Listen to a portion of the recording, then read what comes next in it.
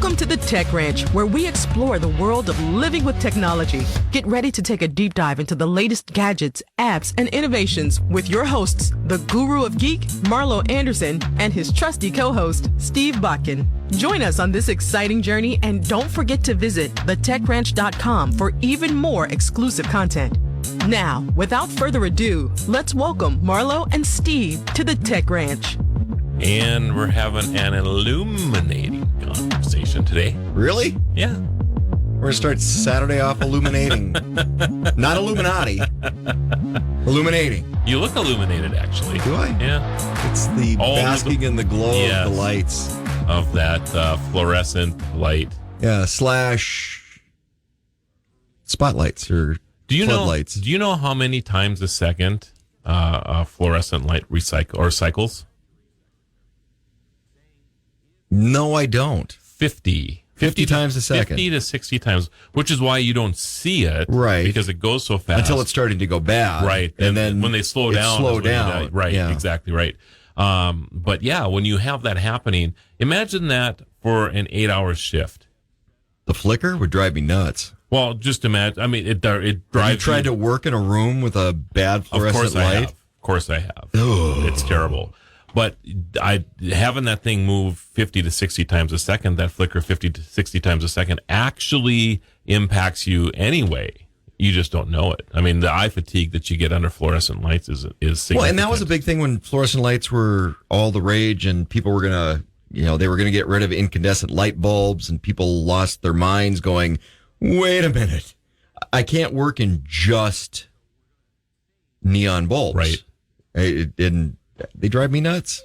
So, I don't like the light. Because we're illuminating today, I brought a guest. We are. Yeah. We have an illuminating guest today. Yeah, Matt Shenandoah, Mandan Progress Organization out of Mandan, North Dakota. And Matt, welcome to the Tech Ranch. Hey, thanks for having me. Why does this feel like an episode in the Saturday Night Live? What is that segment that they do with the gals from Prairie Public or Public Radio? Oh, yeah. Yeah. Well, they were actually the ones that did the sweaty balls. Yes. That is correct. Sweaty. That's correct. Sweaty. Thank you. Christmas time. Yes. You just love to just test the, We won't talk about the other if you things. could do a spit take on the radio, someday I'm going to get you to do that. You are. Right when you're taking a drink of water. Right. Just. Yep. But that was the bit. It certainly feels like it right now again. Yeah. But that was the bit. We can be as non-excited as we can about that. That's correct. That was the bit. They had a couple others as well. Yeah, but that was the one. That's the one that gets replayed all the time. All the time with Alec Baldwin. Yes. Yeah. Funny stuff. Anyway, so Matt. See what you walked into, Matt? Hey, you know what? I know this guy. I know what I walk into when he asks me to come in. Sorry. Yeah. Should we apologize now or wait for later? Yes, absolutely. So, I mean, Matt had was instrumental in putting on the most amazing holiday lights event, I guess, in Mandan, North Dakota. Copycat. That's talked about all over the place right now. Just saying. Who did he copy? Well, your house? Well, no, the Dyke Shorn Park thing was. Yeah. Former Mayor of Bismarck. I started the lights downtown Bismarck. What does that got to do with you? I'm just saying. This show isn't about you. It's about Matt. Copycat.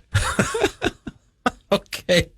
All right. Backing up a little bit, full story. A little competition between Bismarck and Mandan, North Dakota. Obviously, you have a problem with living in the suburb of Mandan. I don't live in the suburb of Mandan. Yes, you do. No, I don't. I don't even live in West Bismarck, which is southeast Mandan. That's right. That's West Bismarck. Yes, that's correct. At least that's what they like to refer to themselves as, those that live there. We're annexing more and more of Bismarck all the time. Oh, is that what you're doing? Okay. Well, I'm not the mayor anymore, so that's fine. For those of you who do not live around where we all three live, there's always been this little competition between Mandan and Bismarck. It's not just Bismarck and Mandan. Pick a city across the country where there's a sister city that's right across a river or a border or a state line. Exactly. There's always that friendly competition. Sometimes not so friendly. Yeah, we're probably a little more friendly here than most. Now, when I used to live in the eastern part of North Dakota, the Fargo, West Fargo, Moorhead, Minnesota, not as friendly a competition as Bismarck, Mandan. Grand Forks, East Grand Forks, Minnesota, they get along. Yep. We don't get along in Fargo with people, I guess. We get along well here, I think. But that rivalry, that's the best thing to call it, that's universal. That's anywhere. Yeah. But there are people I know that just sometimes won't cross the river for whatever reason. When I lived in Fargo, and there were people in Moorhead that would not shop in Fargo. Right. They shopped in Moorhead. Yeah. They wouldn't even go work over there. Yeah. So, that rivalry runs deep in a lot of places. Yeah. But through all of that, you and I somehow have bonded, formed a relationship or a friendship. Relationship might be a little too big a word. Although you did refer to sweaty balls a little while ago, so. If nothing else, I am the king of useless knowledge. This whole segment is not very illuminating. Censored. Where are all the beeps here? Make sure you pronounce it correctly. It's yes. Sweaty. Thank you for that. Yes. Oh my goodness! I just cannot believe I just said that on the air. But anyway, let's get back to lighting. There's something else. Matt is like, I'm not going to be on this show now. I was up at the He's state. already walking out I was the up at door. the state fair a few years ago. Well, almost 10 now. And they have a food contest, and there was actually one item of food that was really hard to say on the radio. So you're fine. I'm fine. Okay, Yeah. I appreciate This is that. another one of those I'll tell you during the break moments. Okay. All right. Back to why we're here. Oh, And yeah. that would be Matt. So, but yeah, Matt, you had, and we're going to get into the technology of this in a little bit, but what I would consider one of the premier light shows I've ever been to. And as you know, I go to a lot of these because I'm an illuminated kind of guy. Glowing. Marlowe's glowing. My office actually thinks I have a fetish when it comes to light bulbs. I am not exaggerating when I say Really? that. I order light bulbs all the time and just to try them out or whatever, and they just all laugh when there's another box that comes in that's got So I light have bulbs two great in it. big boxes, but it's kind of a mishmash of all kinds of different lights and We're even shapes and configuration. But I inherited that from my grandmother when she passed away. Yep. And I'm like, well, might be a light bulb in there I need someday. We were even targeted for a while by people that stole our light bulbs off of our building. What? Yeah, absolutely.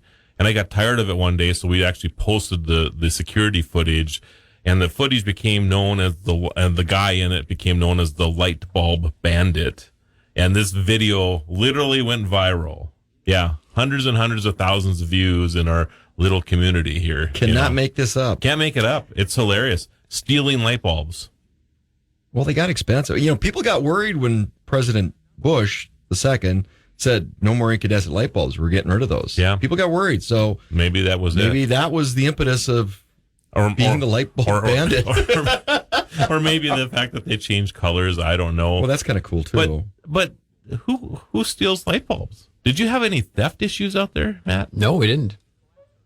Out where? had- You didn't explain to what it was, actually. We kind of glazed over that, which we tend to do sometimes. Are you serious?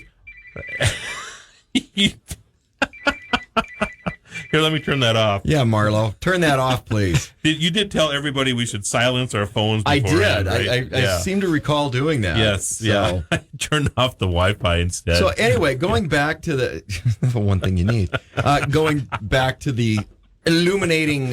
Yeah. So Amanda in North Dakota had this big illuminating experience this year. Explain Yes. that. What was it? Well, we just had the Dykeshorn Park area in downtown Mandan was redone, and when I came on board with the Mandan Progress Organization, we looked at that space and my background in seasonal attraction development really went to a holiday lights kind of an attraction. Say that again. Seasonal light development. Seasonal attraction development. Okay. Yeah, and so Well, I'm familiar with seasonal light disorder, but I don't think we're talking about that right now. Never. I didn't even know this title existed, Matt. This is yeah, good. seasonal attractions. Okay. Seasonal attractions. It's a whole thing. Okay. There's Anyway. a podcast on it. Seasonal attraction. You actually will be able to tell your story. We'll be Yeah, I quiet know. now. That's Okay. Go ahead. Oh, and we're up against the break. No, I'm kidding. I'm just kidding. So we had this park area, and Mandan has historically had a small holiday lights display downtown, wired frame displays, no different than any other community may have in a small park area that people can drive by and see. And we really jumped into this aspect that we have this new park, new walkways, and started to kind of really think about what we could create that would be more of an holiday experience, centered around Christmas lights. And in my background in the haunted house industry, historically have gone to these national trade shows multiple times over, and I've seen these big immersive holiday light displays. And so that's where we started the process of what could we do in Mandan, North Dakota that would be completely unique in terms of the type of display.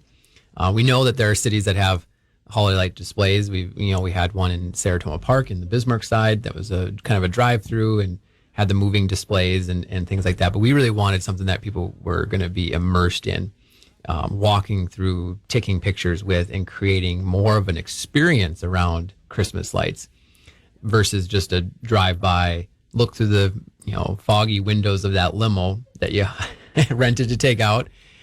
But you wanted more Christmas vacation, so the foggy windows didn't matter. Yeah, right? exactly. Yeah. You got out and you got to walk through and experience it. And so the park was designed in hopes of creating something like that.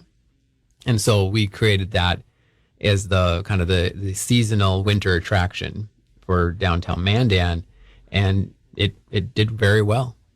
So as opposed to an event that was a day thing or maybe a couple day thing, this was a whole season that brought people down when the weather was good, which you had a little bit of an issue with, and we will get to that in a little bit here too. But generally, every night you had a nice crowd of people coming down, and because of that, helped the businesses in the area.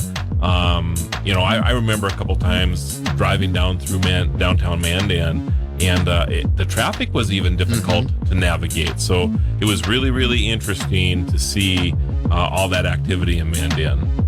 The Tech Ranch. Get ready. Tech Ranch. Let's get back to discovering the latest in technology with the guru of geek, Marlo Anderson. So there's that chair again. All right, if you hear a squeaking in the background, I think Marlo's chair dancing again. I think it's Matt's chair, it actually. Matt? Maybe it's both of ours. I don't know. No, not Certainly that. As the whole, I think it's my chair. We can hear it in our headphones. Yeah. So if you hear it at home, just ignore it. Ignore it, yeah. Of course, now that we brought it up, you can't ignore it. That's right. We'll need some oil. OCD sometime. would drive me nuts. Yeah. So sorry. Anyway. Try not to move too much. All right, Matt. So lots of people came down. I think before we get into the technology, I want to hear how you handled the weather. Yeah, no, the weather was, when we started the project, one of the comments that we got initially from sponsors and partners were, what are you going to do if it get a bunch of snow? And I said, well, historically it doesn't snow till January. We don't get any big storms, and the cold doesn't really come till February. Well, we were wrong with that. You were really, really, really wrong. Really, really wrong. missed it by that much. That's right. I was just, Yeah, it snowed, got cold, and it stayed. We didn't even have, 150 days between 40-degree days or some crazy thing. So there wasn't even like a January thaw this year. It was like just snowed a lot and stayed around, and then snowed some more. Yeah, well, we got, with this type of project, we ended up setting it up in late October. Right. And it was... Fortunately, right? Fortunately, it was beautiful out. And we got a lot of comments, people saying, well, geez, why are you setting up Christmas so soon? It's ridiculous. And I said, well, it snows, it can snow in November, and you can't set it up once the snow hits the ground. And sure enough, we got that, big blizzard in November. And so we had to really get rid of everything. But, we dealt with it, the sidewalks and things that we had in the park and the way that we designed it made it easy to remove the snow, get the snow out of the way. That way people could get in front of the displays, walk through them, that kind of stuff, and take pictures. But I think the snow actually when we did our grand unveiling actually helped to really solidify the experience. Because just seeing them on there when we had we had a test run towards the end. Look at that glowing mound. Oh, wow. Yeah, right. It's kind of what it was, though. Yeah. At some points, I had to dig out some stuff. It just doesn't have the same effect, Right. And when you have these Christmas lights and there's no snow, Right, it's just brown grass, yeah. stuff like that. So it did turn out the cold did affect us as well when we had the sub 20, sub 30, 0 below whatever temps. But we kept everything up and running, so it was a good thing, and that's the style behind a seasonal attraction, where it's not a 1 weekend event. It's just it's a theme park model is what we're taking, and theme parks do it all the time. I mean, they're running year round, and they're trying to find ways to bring people out back to the theme park, and so they're running Halloween events in October, and then they're running Christmas events in December, and then they're running springtime events. Get people coming back, and those themed times of the year are running 40, 50 days at a time. Right. So you have Christmas in July scheduled yet? I should. I just took down the last Christmas display, so Time to put them back up. it's going to be time to put them back up. I did ask, like, what is that date where it becomes they're saying, well, I'm setting up for Christmas now versus tearing down for Christmas. There's got to be a date in the year. I got to find what that date is. Let's hope that you never actually find out. We actually do want to have summer around here. Exactly. Back to regular weather would be great. Well, I came up with this brilliant idea because there's a couple different companies out there in our area that, one most notably that they'll put up the lights and they're LEDs, so you can change the color of the lights for the season. And I got away with not having to put up Christmas lights on our house for my wife this year, which she makes me do, even though she doesn't help when it's really cold, putting them up and tearing them down. But she makes amazing scotcheroos. So, she does. Yeah. But I don't know if it makes up for the lights. I don't know. Anyway, I think so. We're doing some work on the house, so we don't have gutters up this year. So there's my excuse to not put up Christmas lights. Nice. But I'm thinking, if I just put them up once and we're done with them, what a great investment. But that's the technology of... With the way you can shape lights nowadays, you should have gutter lights. Right. That would then be... Your gutters would be LED lights. Oh. You don't have to put anything on them. You would just turn all the gutters into LED Turn the gutter lights. on. There you go. Wouldn't that be clever? Gee, another brilliant idea by Marlo that will never get followed up on. Oh, is that a lot? Wow. You bring it up all the time yourself. I'm not saying it's an idea we're because you're busy. We're sharing the idea to the wild. Busy. Somebody wants to take that idea. It's a great idea. We always have at least one good idea that comes out of the Tech Wrench every week for a business. So actually, it is a good idea. If somebody were to come up with a gutter that you could turn into, instead of attaching the lights, the gutter itself is the lighting unit. Yeah. That's actually a doable brilliant. thing. It is. Mm-hmm. Yeah. Anyway, back to Matt's lighting. It's going to be here for an hour, not even get a story out. Gee, it sounds like a typical show between pretty us. much, yeah. There you go. All right. So you basically created a holiday selfie experience. Pretty much, yeah. Yeah. Yeah. Was that purposeful for you? It was purposeful. Okay. It was part of the experience model of, that's less geared towards an event. When we have events, it's more about what's happening at the event. You're watching a concert, you're eating food, you're doing these types of things. And with the holiday lights, everything's static, so you've got to create an environment that gets people to interact in there, whether it's individuals, couples, families, whatnot. And so the holiday lights, really the types of displays that we went after were the ones that would capture the most attention for a photo.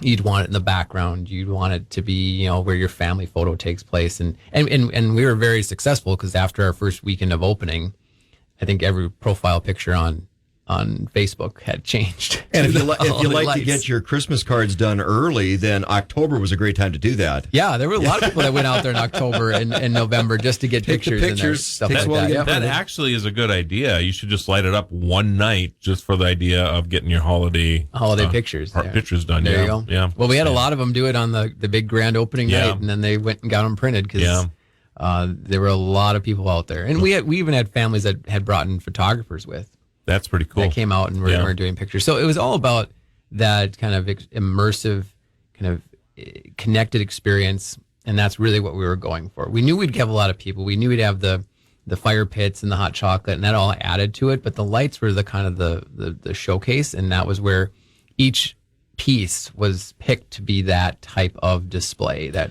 you want to take pictures in. So do you think it would have been that popular if it wasn't because of the opportunity to take selfies? I'm just curious how you feel about that.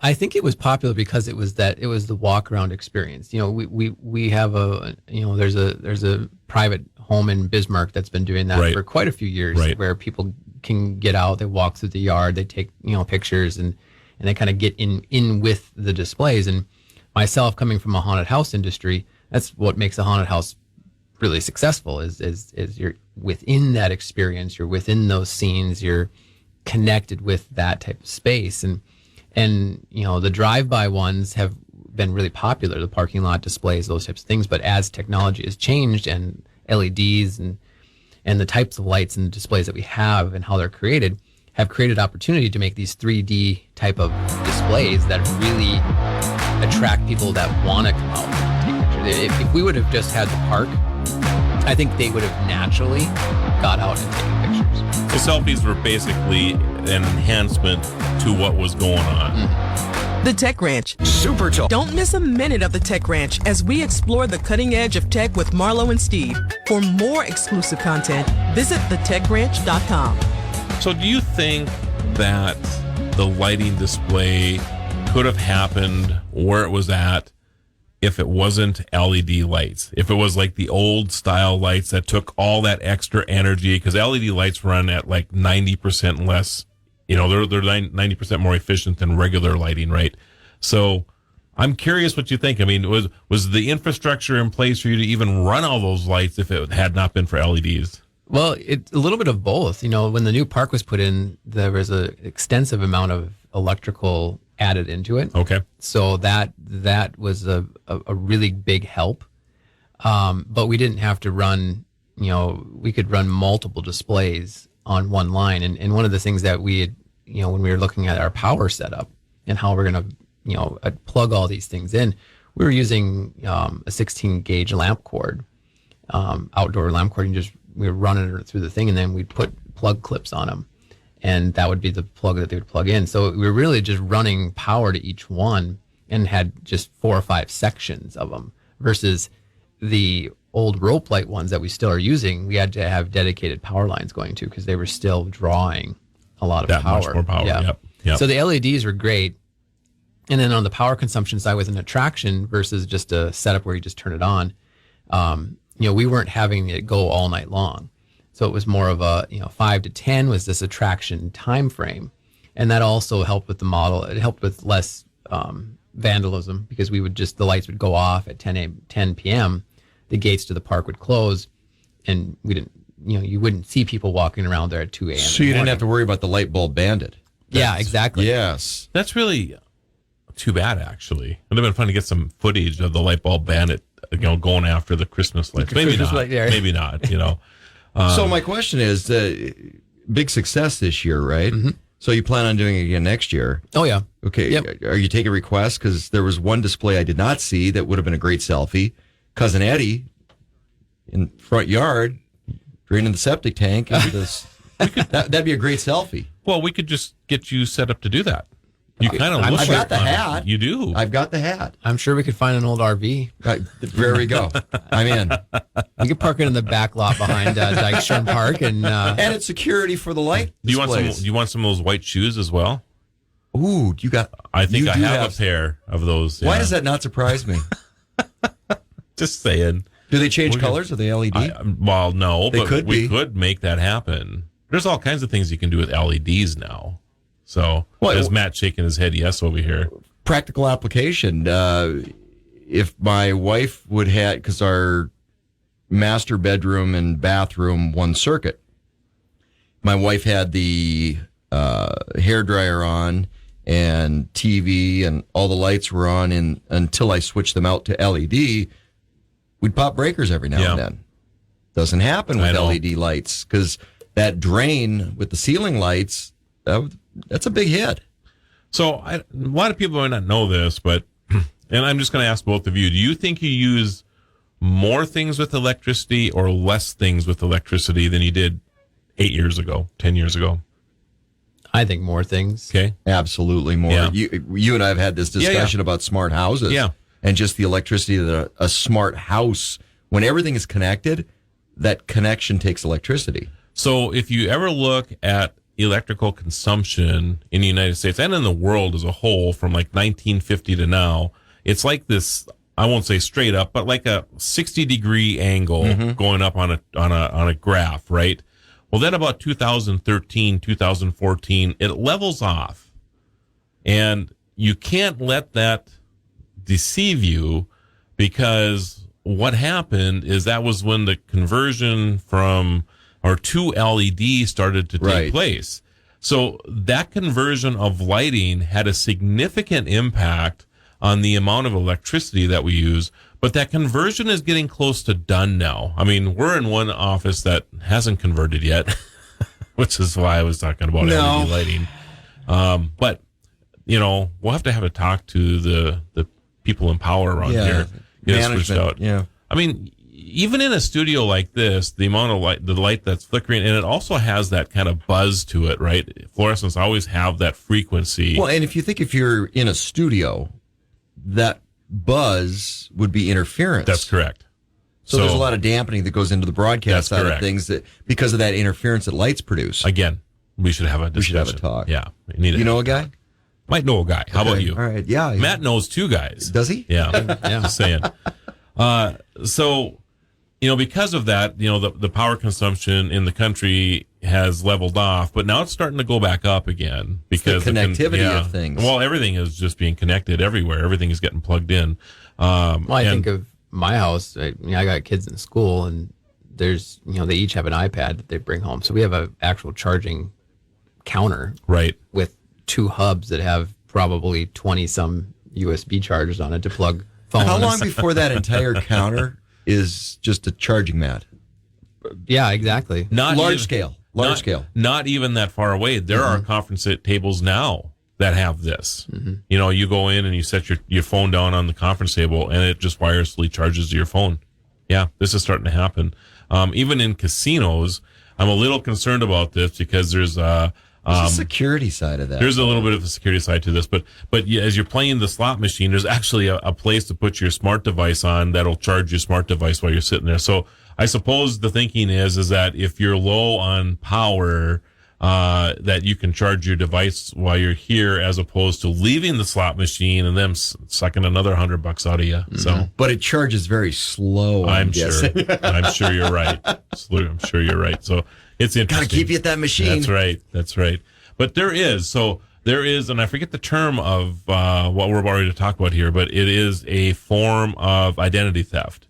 So if you go into a place, for example, that and you plug your phone into a power jack, or they have these displays around that will have dangling about 10 cords off of them. You can plug it in for a quick charge, like in an airport or a convenience store or whatever. You shouldn't do that. Well, that's been a big push about 2-3 weeks ago.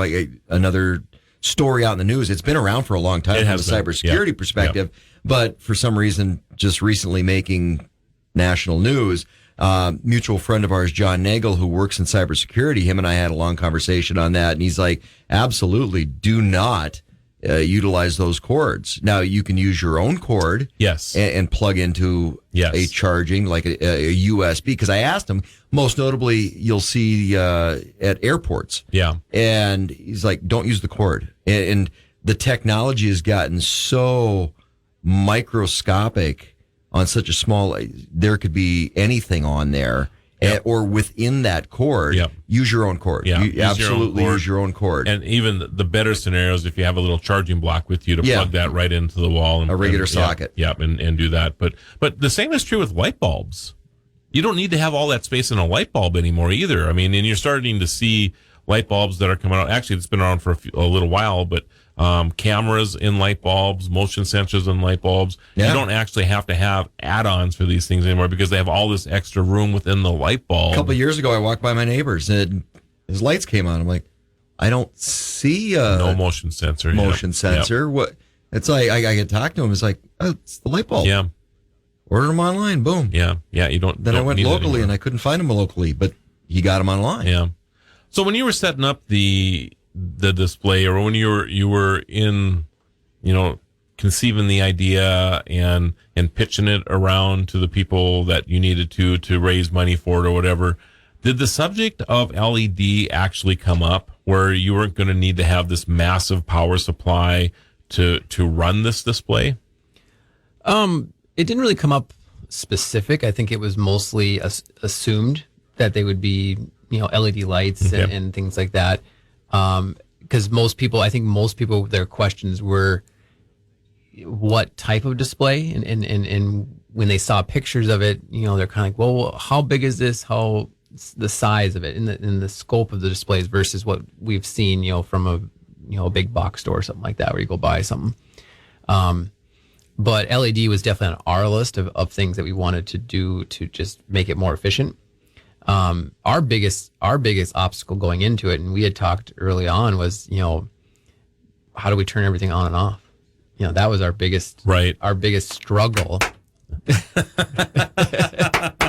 you get a clapper? I wish. I actually think we talked about this at one time, didn't we? We did. We About how talked easy that about would be. we talked about what is available, and even the company that we worked with that sets up light displays all over the country, they didn't even have a solution. That's They interesting. didn't have a solution, and so I started to just play around with things, and we actually did come up with a solution, and it was two different parts. One of it was that we happened to get Wi-Fi in the park from our building, which protected Wi-Fi over both parks. And then I was working with the company that did the building lights, and they had Wi-Fi controllers that controlled those to a Anywhere app, basically.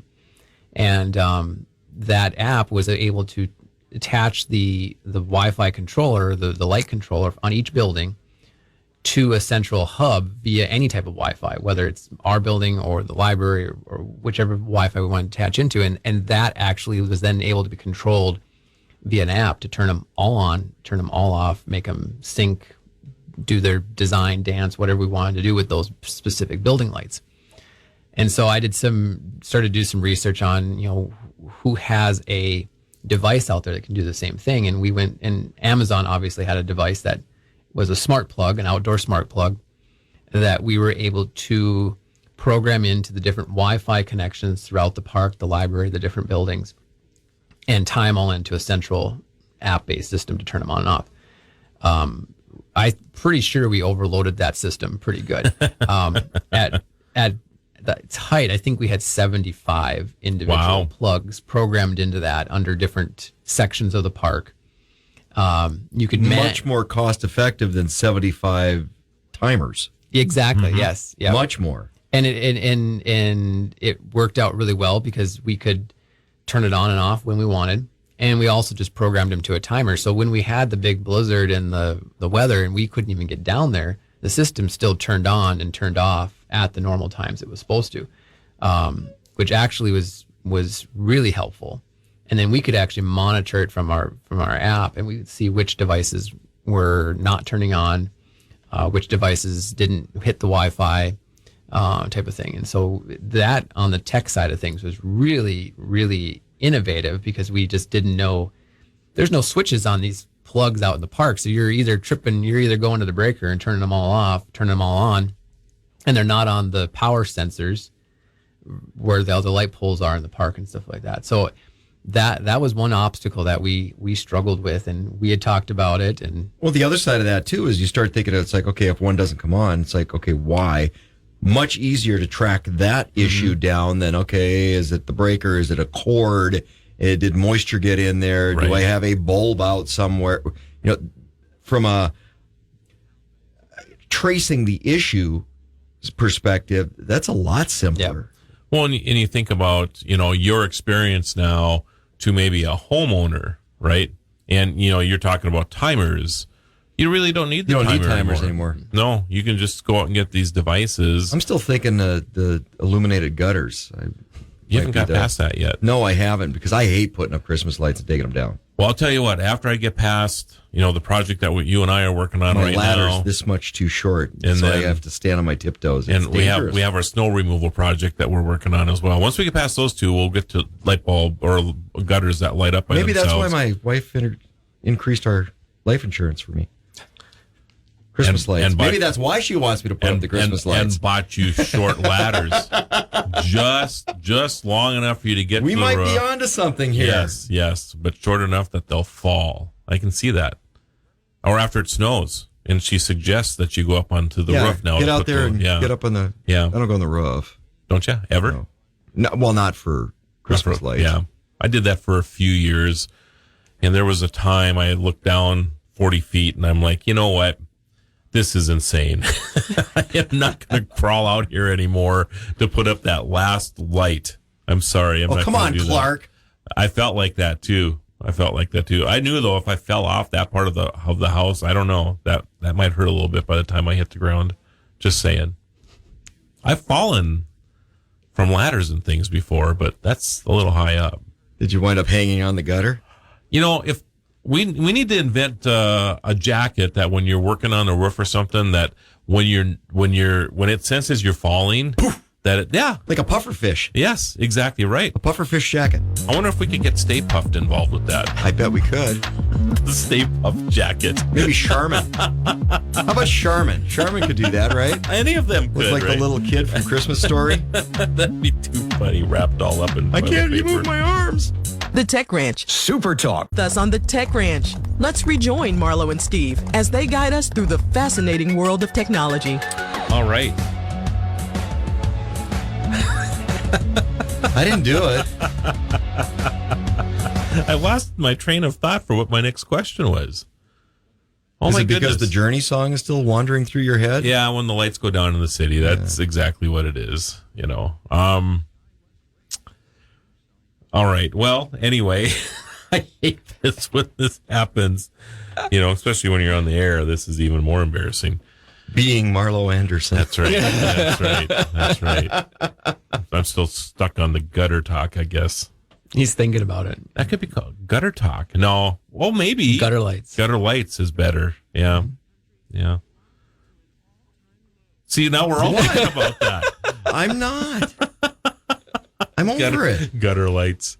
Actually, that's the a gutter good lights? name for it, too. It is. Perfect name. Oh, my goodness. I wonder how much more they would be. How much more do you think people would pay if your gutters did actually light up via, you just Wi-Fi them? You So could, our lights on the buildings were, they're LED puck lights that are in a metal sheeting okay. that went around. So almost it's like a gutter material. Yeah. They paint it and whatnot, and they're spaced apart and they just go, throughout the whole buildings. I think they were, if I want to remember correctly, like 100-something feet. Is what Okay. it was to have that installed on the building. So not cheap. Not cheap, but I mean, if you're already putting gutters on and you've got And how big is the sheet, though, that you were putting up? the piece was maybe an inch high, Okay. and the diameter of the light was, I think, 3/4 inch. But, I mean, you think about, I'm thinking through this invention here now. I mean, first of all, change the colors anytime you want. Mm-hmm. July 4th, red, white, and blue. And we can Easter. do and with the system that we're using, you can do anything to the lights. You can make them flicker, you can make them chase, you can make them fade in and out, you can make them sparkle. Can you make words out of them? No, you can't do words. See, that's what I was thinking about gutter lights, right? So you put an Because- actual screen on it. Well, you wouldn't put a screen, but you can set it up in such a way. I mean, I have the Christmas lights from I'll think of the company name in a second. They're incredible, and it maps each individual light. It gives each individual light an IP address, and then within that, so I could say, "Hey, Steve," or "Merry Christmas, Steve," or whatever I wanted to on my Christmas tree. It's Oh, yeah. incredible. Wow. Yeah. So one of the displays that we brought in uses that technology. Yes. It was an RGB digital light strings, but they're able to net them. So we netted them in front of the band stage that's out there in the park, And then from that point, they were able to program in certain programs into it, display light programs into it, that if you hit a button, it would change. So on a very elementary level, each light was programmed into this system. Right. What if that was further interactive, though, to where you could go, Merry Christmas from the Andersons? Yeah. And then take your selfie in front of it. You could do that. You could. Yeah. And the closer those pixels are together, That's correct. you can do that. So when I was at the Halloween or the Christmas attraction show in St. Louis in February, they actually had a 50-foot tree that had pixels that were very close together, and you could program that entire tree to do whatever. It could say a message. It had snowmen flying around it. It had fireworks going off on it, or a photograph. Or a you photograph. Could actually take a photograph and do that. And they could put it on there because the pixels were so close together in it that you could run anything. It was like a big digital TV show. See, I'm just thinking how cool it was back when I was little, and my grandmother had this big aluminum Christmas tree and the light wheel behind it. Yeah. So that's what changed the reflection off the aluminum tree to all the different. Cool. It was very It cool was very at the time. Yeah. Yeah. I love that tree. Yeah. Still cool today, actually, when you think about it. But from a technology perspective to today, wow. Well, they've come a little far. Well, anybody listening to the program, just go to thetechranch.com. Our contact information is on there. If you want to partner with us for gutter lights, Matt, Steve, and myself would be happy to be, I wouldn't say major partners, but, give us 10 or 15% each for the idea. And what would you have to make those out of? Some type of aluminum, plastic? Probably a polymer of some kind. Some sort of polymer? Yeah. Should I 3D print some? You could. I could. And you could 3D print seamless gutters. Yeah, and then embed some lights in there just to play around with it a little bit. We could do that and see how that goes. The LED strip lights can get pretty small. And I have a bunch of those too laying around. That's what they run in. They run in rope lights now. Yeah. So because the rope lights used to have the little, the bulb nodes in them.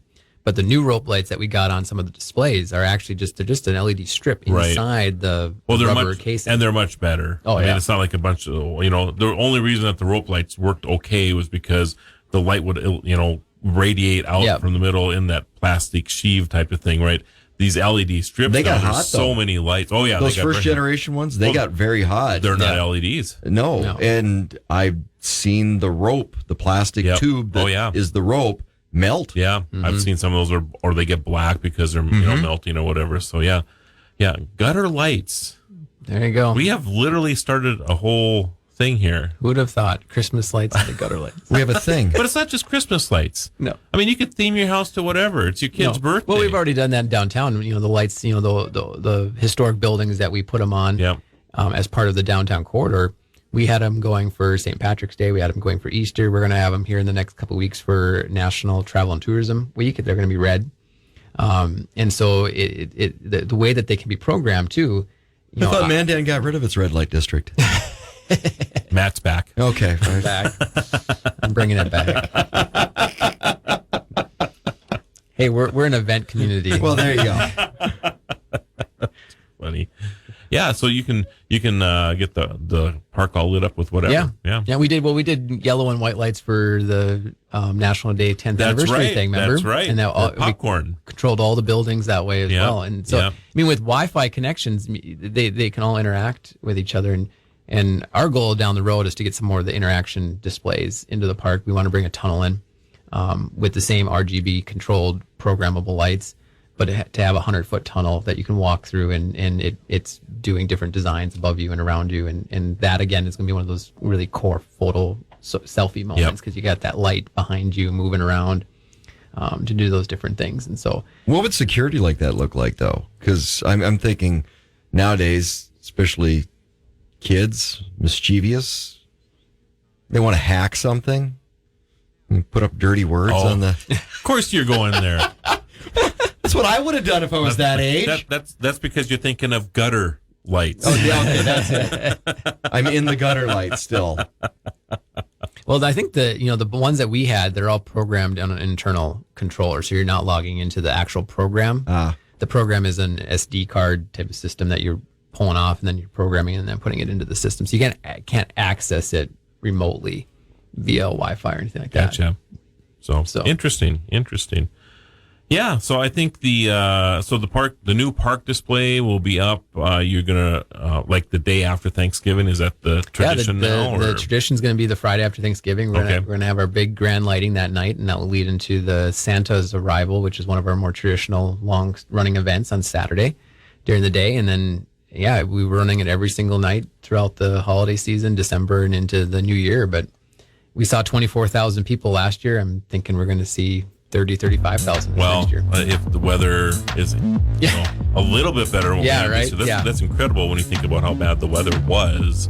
And again, I think some evenings there were certainly even traffic jams in downtown Mandan, which is great to see.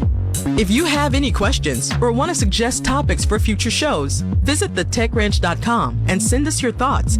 You can also listen to past episodes and watch exclusive interviews not featured on the radio show. Be sure to follow Marlo and Steve on social media by clicking the links at thetechranch.com. Until next time, keep exploring the world of living with technology. The Tech Ranch. Welcome to May 6th, 2023 on the National Day calendar. Today, we celebrate good stuff for free and dedicated nurses. Your heart performs 365 days a year without missing a beat. So isn't it fair to give back to the hardest working organ in your body? Million Hearts is an organization that's dedicated to preventing 1 million cases of heart disease and stroke in the next 5 years. Visit their website, millionhearts.hhs.gov, to find out how to take care of your ticker. That's millionhearts.hhs.gov. If you haven't been paying attention to the exploits of your favorite masked heroes, today is the day to get caught up. Each year on the first Saturday of May, comic book stores around the country give away free issues of their most in-demand titles. This tradition began in 2001 when superheroes began to appear on the big screen. Publishers realized that casual fans had questions about their favorite heroes and decided that this could help to build business. On Free Comic Book Day, you can drop in and pick up a limited edition of anything from the Avengers to Archie Comics. This year there's over 40 titles to choose from, so get out and support your local comic book store. You might find a new favorite hero or villain to cheer for. Go villains! In the midst of the Civil War, an unlikely hero emerged. This person was not a soldier or even a politician. Clara Barton, a trained nurse, was working as a patent clerk when she decided to leave her civilian post to serve in the conflict. She attended the sick and injured troops on both sides of the front line, bringing food and medical attention wherever it was needed most. This earned Clara Barton the unofficial distinction of being an angel of the battlefield. She went on to found the American Red Cross and is celebrated today in both the North and the South. On National Nurses Day, we celebrate the hard work and dedication of the people on our front lines today. And that is one tough job. I can't even imagine. No, Good not in Lord. those circumstances, but even now, I think nurses have a pretty heroic job. Yeah, well, let's just put nurses on the covers of the comic books, and then we go get free comic books. KLXX AM, Mandan, Bismarck, a Town Square media station, broadcasting from the View Community Credit Union Studio. Here's the latest from ABC News. I'm Daria Albinger. For the first time in 70 years, Britain crowns a king and a queen. Cheering crowds as King Charles III and his wife Queen Camilla stepped out onto the balcony of Buckingham Palace following their historic coronation Saturday, a military flypast marking the moment. Charles, Britain's 40th monarch to be crowned at Westminster Abbey and at 74 the oldest, flanked by his son and heir Prince William and other working members of the royal family. Notably absent from the balcony shot, the King's other son, Prince Harry, who flew in from California for the coronation ceremony but reportedly returned immediately to the US for his son's 4th birthday. Claire Bauer, ABC News at the Foreign Desk. A Chicago police officer shot and killed in the line of duty on the city's south side early today. Mayor Lori Lightfoot. I've directed the superintendent to spare no expense to make sure that we find the people responsible for this and bring them to justice. CPD says a fellow officer responding to reports of gunfire found his colleague at the scene and took her to the hospital where she died. The National Action Network wants charges filed against a veteran who put a mentally ill man in a chokehold on a New York City subway train. The man who was restrained, Jordan Neely, later died.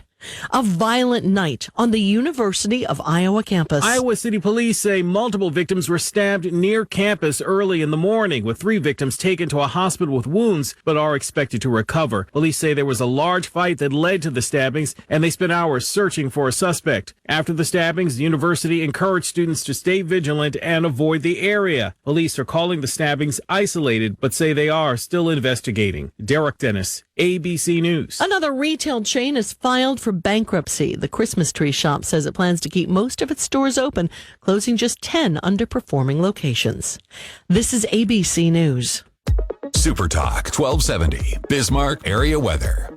With your forecast, I'm Corey Hartman. For today, showers and a high near 59. Tonight, showers likely 45 and a chance of showers Sunday, otherwise mostly cloudy and 60.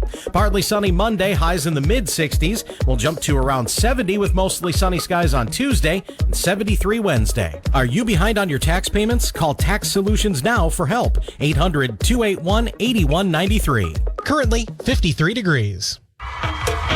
The end of the road with Kiss.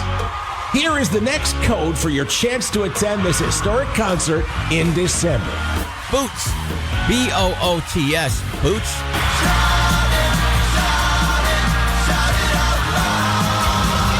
Enter that code into the free SuperTalk 1270 mobile app now. It's the end of the road with Kiss on SuperTalk 1270.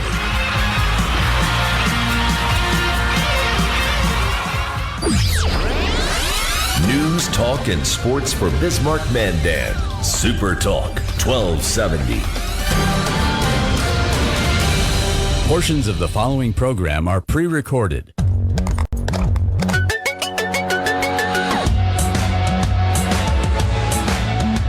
Welcome to the Tech Ranch, where we explore the world of living with technology. Get ready to take a deep dive into the latest gadgets, apps, and innovations with your hosts, the Guru of Geek, Marlo Anderson, and his trusty co-host, Steve Botkin. Join us on this exciting journey, and don't forget to visit thetechranch.com for even more exclusive content. Now, without further ado, let's welcome Marlo and Steve to the Tech Ranch. So, Matt, have you seen these drone displays, where they light up the sky and spell Guru of Geek Marlo Anderson in the sky? Have you seen them? I've seen the displays. I have not seen them say that. Oh! But I have seen that. That is popular. Well, we just had one in North Dakota with Train ND. Yeah, up in Williston last year. Kenley Nebeker, and they put on a drone light display that made national news. It was fantastic, yeah. It's kind of becoming a thing nationally. It is becoming a thing. Instead of fireworks. Nationally. Yeah, it's a I don't know if it's a replacement to fireworks, but it certainly is an enhancement or a different experience. But if you take a look at a situation, say you're in a drought or a dry area and you have to skip the fireworks show because of safety concerns. Right. Why not? Mm-hmm. Well, money would be one. I mean, they're significantly more expensive to do than, you can buy a lot of fireworks for $10,000. You can buy 3 drones for $10,000. So you can't just hook some lights up to my little RC helicopter when I was little. And let's borrow some of Matt's strings of lights, and we'll hook it to 2 or 3 drones and put them up in the sky and see what we can do with that. There you go. We could spell things. We could spell things. 1 letter at a time. Give me an M. Give me an A. Give me an R. But they are incredible. They are. And, the things that are possible, I just opened up a couple of pictures here, not that everybody else can see these, but some of this stuff is just unbelievable. They'll put up 500 or 1,000 drones, and of course my image is not going to open up here, but there we go. And just absolutely incredible displays. And you can spell things out or whatever, but you can do graphic images in the sky. You could have Santa Claus coming in on with reindeer and the whole bit. It is incredible. Yeah, no, it is a new technology that's it's phenomenal in terms of the artistic part of it. You don't really and the same thing with the holiday lights. You know, you don't really sometimes don't pair that the tech side of things with kind of the art and design. And when you look at the holiday lights, you know, you look at a design of a Christmas box that's 17 feet high and you can walk through. You know, you don't really visualize it with the lights, and when you pair it all together, all of a sudden you've got this kind of really unique piece in there. Well, I always, I'm sure you're familiar with STEM and STEAM, right? Mm-hmm. You know, and the STEAM part, the A part of that is art. Mm-hmm. And I always kind of I won't say I get upset about it, but I wish they would just use STEAM.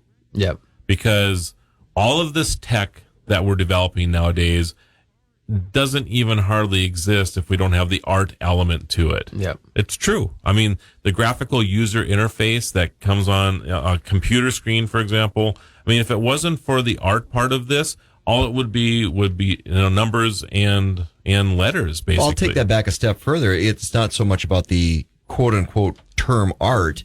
It's the creativity that goes into that, which a little broader perspective for art. It's about creativity. Yep.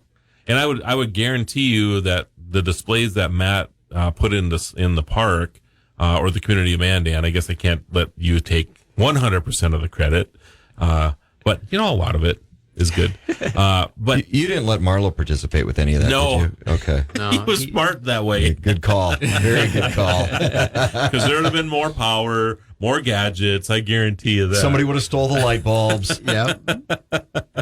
But somebody has to come, there's the person who engineers these things, or thinks about, what an LED light bulb looks like, but they don't think. That's not the same person that goes and thinks, hey, this would be really cool as a Christmas tree or a Christmas gift that's 17 feet tall that a person can walk into and take a photo of. They're not thinking of this stuff. It's the art people, the creative people that are doing this thing. Yep. But so for creative people, it's a tool. It's what can I do with light today that I can create something out of, right? Like gutter lights. What can I do with that to create something cool and neat? You find yourself way too amusing today. It's just me. What can I say? I'm in a better mood than normal, I you guess. are. So. You're in an odd mood. I'm in an odd mood Marlo's today. in an odd place today. I will not argue that. It's been a very, very interesting week for me. So. Well, and you got a very interesting week coming up, too. So it's a lot of that. I've had some great meetings. You're busy. Should I spill the news? I haven't done this in a long time, but let's do that a little bit later. Oh, come on, Matt wants to know. Well, we'll wait. Oh, you're gonna let everybody? Okay, we're gonna let them hang. All right. I do have some interesting news, like a Christmas light on a tree. Yeah. We're gonna let them hang. Little later in the program, I have an interesting announcement to make. Do I need to write that down so you don't forget it? And in fact, maybe that would be a yes. Yeah, that would be a yes. And maybe at least one interesting announcement with Matt, with National Day Calendar and Buggies and Blues that we should probably talk about a little bit before you leave today. So, yeah, I was just talking to Buggies and Blues folks today, and there's some cool stuff coming up. There is. Yeah. What do we have coming up for Buggies and Blues? It's the 30th anniversary. No. 30 years. Yeah. No. Yep. I have volunteered that long. Are you kidding me? No, it's 30 years. I was not at the first one. I was at the first one. So that's 10 years per strand of hair on your head. Pretty much. But I have volunteered every year since. That's crazy. Yep. No, 30 years, and it's it's a really cool staple event in Mandan, and it's created its own culture that kind of comes around it and falls behind. So we got a lot of unique things happening with it this year. We've got the normal car show. We're bringing back our second year of the big block party on Saturday night. We've got a band called Shirts and Skins out of Minneapolis. They'll be performing Saturday night. Skins. Steve, stop looking at me that way. No, not happening. He's going to put a shirt on me anyway. We could cover you in LED lights. Oh, there you go. That'd be cool. Yeah. So we got that, and then we've got a feature act. Steve Darnell, host of Welder Up. I thought you were going to say Steve Bakken for a second. Shirts. Thank you. Yeah. And he's coming up from Las Vegas and bringing a couple of his Rat Rod cars up there and his El Diablo semi truck. Speaking of tech, yeah, that's all cool. this tech that he uses to build this stuff. Yeah, it's going to be really cool. So we're excited to have him up here for the 30th anniversary. He'll be around the whole weekend at the Speedway, at the Hammerdown Truck Show, and then on Sunday at Buggies and Blues at the car show. Stuff like that. So yeah, we got great stuff there. I have to sneak the tech stuff in there, by the way, because we are on the Tech Ranch, Yeah. So well, hey, the tech. Well, hey, speaking of tech stuff, though, this year we're hosting a special section. Yes, and this is kind of what I wanted to get to. Yes, and it's going to be dedicated to anything that's electric. So we've got a couple electric vehicles that will be on display, electric scooters, bikes, really different things like that will all be on kind of on Have display you hooked on up trial. a flying car yet? No, but I have. Have you seen the scooter I use for Buggies and Blues? It's kind of it's made by Schwinn, and it's like a skateboard and a bike combo. So Okay. it's got the handlebars like a bike, but you push on it like a skateboard. And everybody wants to buy this thing for me all the time. Well, I'm electrifying it this year. Hey, Do you have a there wicker you go. basket on the I should front? put one on there too. And Yes. a flag on the back? Yes. So you can always find Marlo? The flag on the back might be kind of tough because it's a smaller wheel on the back because it's really like a skateboard on the Yeah, back, just but go it's a through big the bike on the. skateboard I base. suppose it's possible, of course. My neighbor builds electric skateboards. Like Really? the big, long 35, 40 miles an hour. He buzzes all over town I with wonder them. how fast mine is. I just got one. He's got one that'll do 60. I'm like, you're going to die. So is it a skateboard or a longboard? It's like a longer skateboard. So it's they're called somewhere in longboards. between. Yeah. I might know who you're talking about because I see. Does he commute to work with it? No. Okay. No. There's one gentleman No, he that commutes to work from Mandan to Bismarck on the bike trails using his longboard. Yeah. Yeah, but it's electric, so he's able to. It takes him about 20 to 30 minutes, he said, to get there. Which isn't too bad, I guess. But really, 40 to 60 miles an hour. Yeah. Wow. Yeah. His wife upped his health insurance or life insurance as well. There's a gentleman out on the golf course too that has something that he modified that he rides around on. That's got his golf clubs on the back, which I think is just. Well, you've seen genius. the little electric, they're like a motorcycle. They have them up at Hawktree. That you put your golf bag in between and you ride it like a motorcycle on the course. Really? Yeah. Haven't seen that. Electric. Very Can we cool. bring that too? Yeah, All right. anything All right. electric. Hawktree, you better have a couple of those down at the Buggies and Blues. We'll give then. them a call. Okay. Let's see if they bring them down. Yeah, no, it's going to be a cool display. It'll be If highlighting. it's electric and wheels. Well, does it speaking have- of wheels, Yeah. so we have a tire place that's bringing over wheels that are specially designed for electric vehicles. Apparently, there is special tires. This I did not know. I did not know this either, but apparently there are special tires that are designed for electric vehicles. I wonder why that is. Are they lighter? Do they have to grip better because they go faster? Don't know. Racing slicks. Well, that's what I'm wondering. Well, you'll have to come down to Buggies and Blues. I guess Well, it's got to we'll be find that something to out. do with the torque. So Has to it's be. got to Yeah. perform better because of the torque with an electric Because, vehicle. I mean, the performance side of electric vehicles is off the hook. As far as, when I had one in Vegas here a few weeks ago. When you can get them fueled. That's a whole nother story.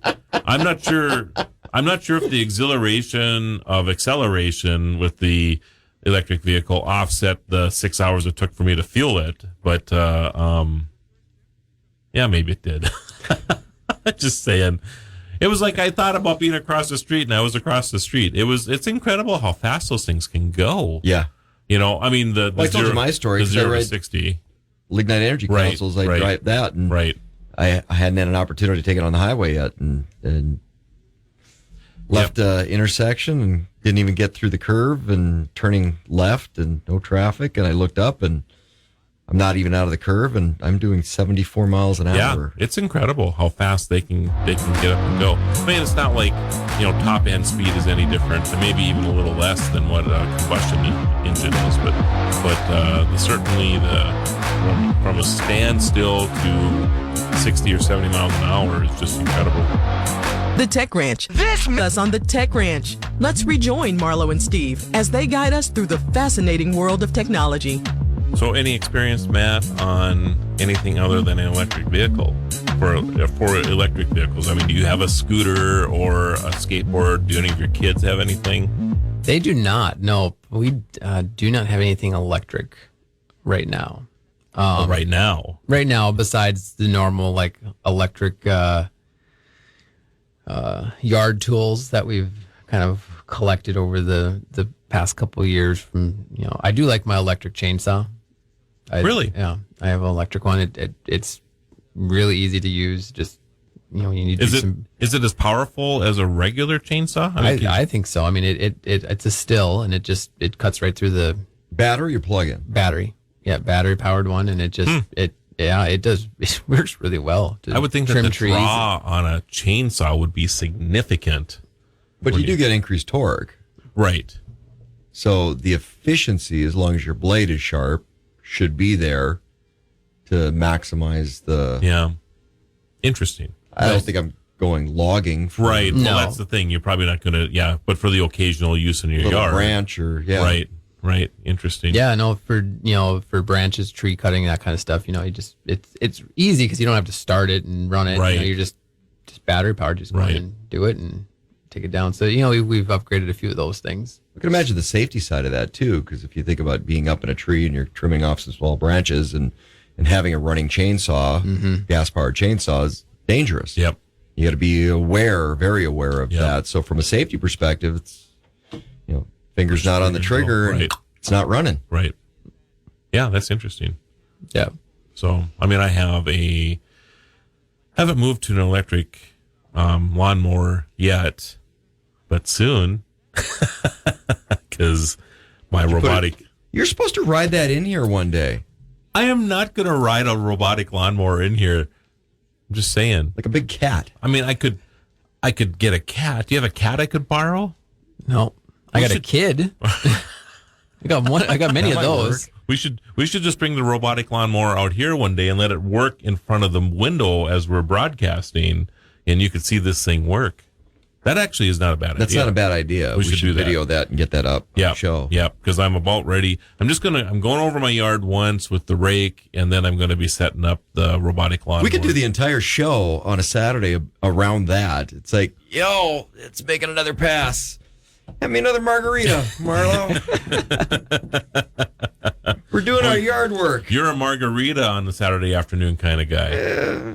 My neighbor, the skateboard neighbor, also some really good daiquiris. Okay. Just throwing that out there. I'm just thinking that yard work and beer go better. I'm not a big beer guy. Okay. I'm not either, but I thought one's good, two's no. Okay. But I can do 2 or 3 margaritas or daiquiris. Yeah. Okay. But yeah, we should set that up and let that run either here or at my yard. I don't care where we broadcast from. You just want to get your yard done for free. Fine, I get the Yarbo then. Have you heard about the Yarbo? No. Steve? Tell them about the Yarbo. It's the greatest creation on the planet, and everybody needs to have one. And what does the Yarbo do, Steve? What can't it do, Marlo? That's the better question. It can remove snow. It can mow your lawn. It can take the garbage out. It can rake your leaves. It can blow your leaves. It can do anything. Yarbos are cool. Wouldn't it be amazing if this was actually a real thing? It would be. You said it was. It is. It is. It's no lie. This thing is called the Yarbo. Seen the picture. Seen a video. You can actually order it now to do your grass now, and then in the wintertime you switch it out, and it actually will take care of the snow on your driveway. Really? Yeah. Oh, and that's right. There's an attachment that will take care of the leaves. Oh, that's right. Which the leaf blower attachment we could also use for small amounts of snow. Yes, that's true. You could just blow the snow off too if you wanted to. And that's right. The other thing, when you forget to take the garbage out, now when your wife complains to you about this, you can say, Yarbo was supposed to do it. Because guess what? Yarbo does. Yarbo so when your wife complains to you and you blame the kids because that's their chore. Will it take care of my kids outside? Will it like...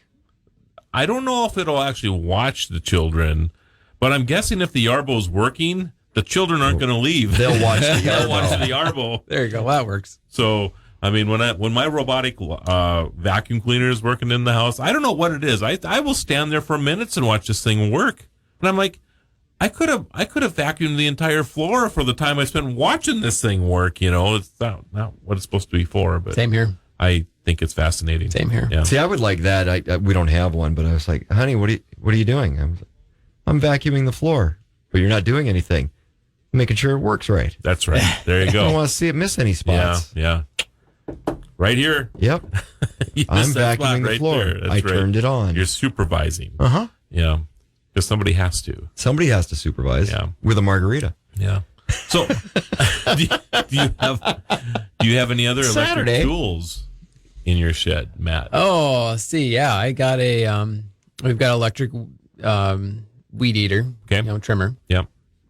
I've got electric bush kind of trimming apparatus or whatever you would call it. Do they all use the same battery pack, or no? Have you? Okay. I was one of those ones where it's like I bought this one and then I bought this one and then I bought this one. You look frustrated by this now. You 'Cause didn't have plan to- ahead well. I did not. You no. have 4 different types of batteries charging 4 at different any time. chargers, Right? yeah. Yeah. Isn't that frustrating? Plus the other tools that you've got in there. So somebody should build an adapter that you can take from one battery pack and then put it together. Yeah. Oh, business idea number 3 for the day. Go. Wow, we're on a roll here. Here's a better idea. Yeah. Universal charger. That's a great idea. And that way, but do you think these companies would do it? Because there's so much money in the battery packs that they would actually they'd rather have less market share, but Right. support the batteries than anything else. Right, absolutely. Yeah. That's where the investment is. Yeah. I mean, it's getting to the point where the battery pack and the charging system for the battery pack is more valuable than what the tool is. The tool's almost a throwaway. And I've got power tools for, drill and things, and there's different systems out there. And the tools are almost throwaways. It's about the battery now. I'm like, I need a new battery. But if I get the combo pack, I get the battery with it, yeah. and the charger for less than the tool's free. The light bulb just came on, Steve. Universal charger, meaning that I can take battery pack or batteries from any device and plug it into this charger. Yep. Now that is a brilliant idea. Number 3. Why hasn't anybody done that? We haven't worked on it. The show's new. That's an incredible idea. Not as good as gutter lights, but it's an incredible. But it's up there. It's up there. But the universal charger. Oh my goodness. Yeah. Nobody's making one? Or what if you were able to just put it on a pad, like a pad charger? Because pad chargers will charge almost any phone, many different devices. Well, you'd have to... Little different technology on the battery because it's a smart battery at that point. But it could be a way that you could plug that or put something on that battery, like on the back side of it, or the bigger end of it. That's where you put the charging, and then you just run wiring over to the where the plug-in would be. I mean, that would. I'm thinking it through as we're on the air here. That could actually work. All right, we're having a meeting at 4:01. All right, fair enough. And it's gutter lights, a universal charger for outdoor battery things. And what was the third invention earlier? I don't remember. I didn't write that one down. I didn't write it down either. That's where we get in trouble, Matt. It was the poof jacket. Oh, that's right. Stay Puft. The Stay Puft jacket. The Christmas Story jacket. If you're falling off your roof, this thing will actually go falling off your roof, hanging your gutter lights. It's like a squirrel suit. The Tech Ranch. Technology comes alive. Let's dive back into the conversation with Marlo and Steve. And don't forget to check out thetechranch.com for more. And just want to make sure everybody knows that our in-studio guest today, Matt Shannondorf from the Mandan Progress Organization. You know him. You love him. You want to babysit? He's always looking for a babysit. He is. 4 children? 5 children? 5 children. But I have one that's a teenager now, so he actually can babysit. I see. We've hit the beneficial stage. Yeah, but that one doesn't count. That was the practice child. Yeah, I know. But, he takes care of the other kids. So. Yeah. Okay, that's great. You have no idea what he's teaching them. I know. Well, since you have 5 children, I think this is a very interesting question for you. How old is your youngest, Matt? She is going to be 2 years at the end of July. So we're racing towards robots in the home. And of course, artificial intelligence is just coming into everything. So are you going to be a person that will invest in a home robot that will, potentially cook for you, do your laundry, potentially take care of your children? Like Rosie from the Jetsons. Yes. I think on the I don't think on the take care of the children side, but I think on the those task orientated things. We've got a couple of Roombas that run through the house. Yeah. Changing diapers, I'm in, right? Yeah, right. Yeah. And we find it helps to just we'll just run them while we're gone, and we'll just go through the house and do cleaning and stuff like that. It's nice to come home to a clean floor, isn't it? Yeah. There's just something about that. I agree with that. And there's always stuff on our floor. So it was either that or get a dog. And, we thought it was healthier to do Kids a like a Roomba. dog. Less mess at the end. Do the kids enjoy the Roomba? Yeah, they at first they were watching it and running around with it, but now it doesn't fetch, does it? No. Yeah. Interesting. So yeah, and what is a price point that would be that you think you would do this at? I mean, if a robot came out at $25,000, at $15,000, I mean, what is your threshold for a robot that would do these tasks at home? And I know we're being very general here, but this robot that I'm talking about actually will wash your clothes, put them away for you. They would be cleaned. Your house would be dusted, and the windows would be cleaned, and would cook for you, answer the door, actually be a security device as well, because if somebody were to break into the place, they record these things. They record unusual noises in the place and send that to you. Yeah. So I think, when you're looking at... By the way, there's a great financing package. Oh, well, if it's financed, hey, heck, yeah. $29.95 a month. There you go. Or maybe a day. My dog barks. Somebody's breaking in. Yeah, but your dog probably costs more than $25,000. No. I know what you travel with this dog. You go to dog shows. Factor all that in, maybe. And I'm betting it doesn't eat just regular dog chow either. No, we cook. For your dog? Cook, yeah. You cook for your dog? Yes. What do you cook for your dog? Do you like a varied diet? Yes. It's healthier to have a varied diet. They get vegetables and meat and...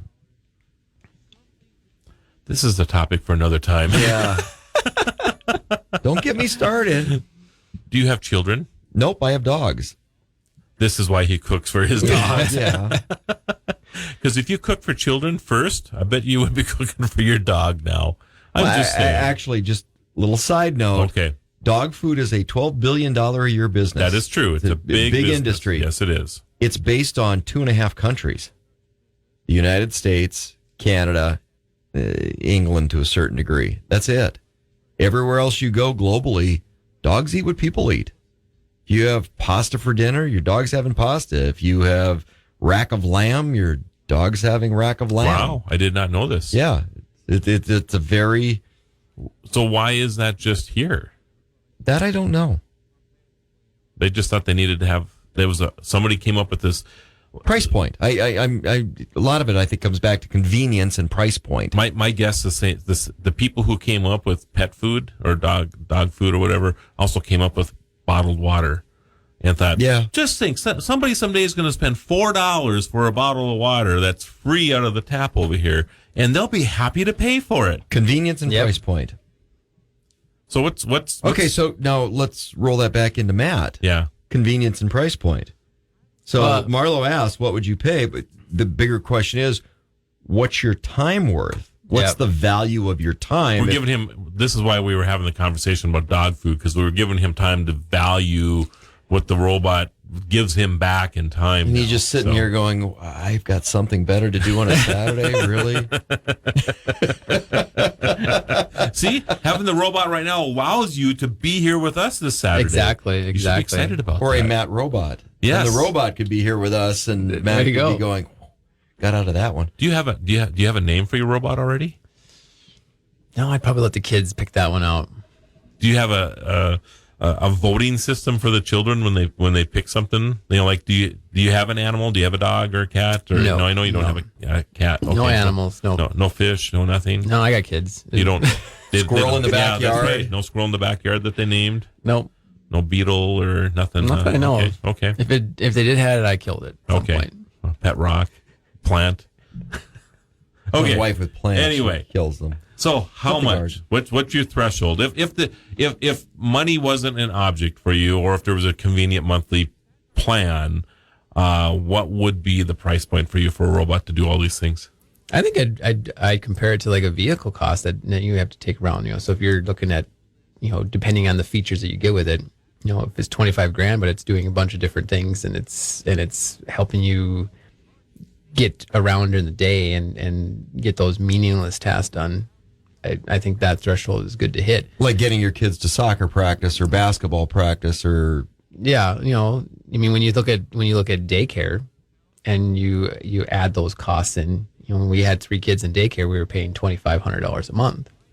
I actually believe that home robots will impact the restaurant industry, because in the evenings when you don't want to cook, you go out to eat a lot of times. Yep. I mean, it's not always about the experience, like Steve, when he wants to go have a steak, and that's okay.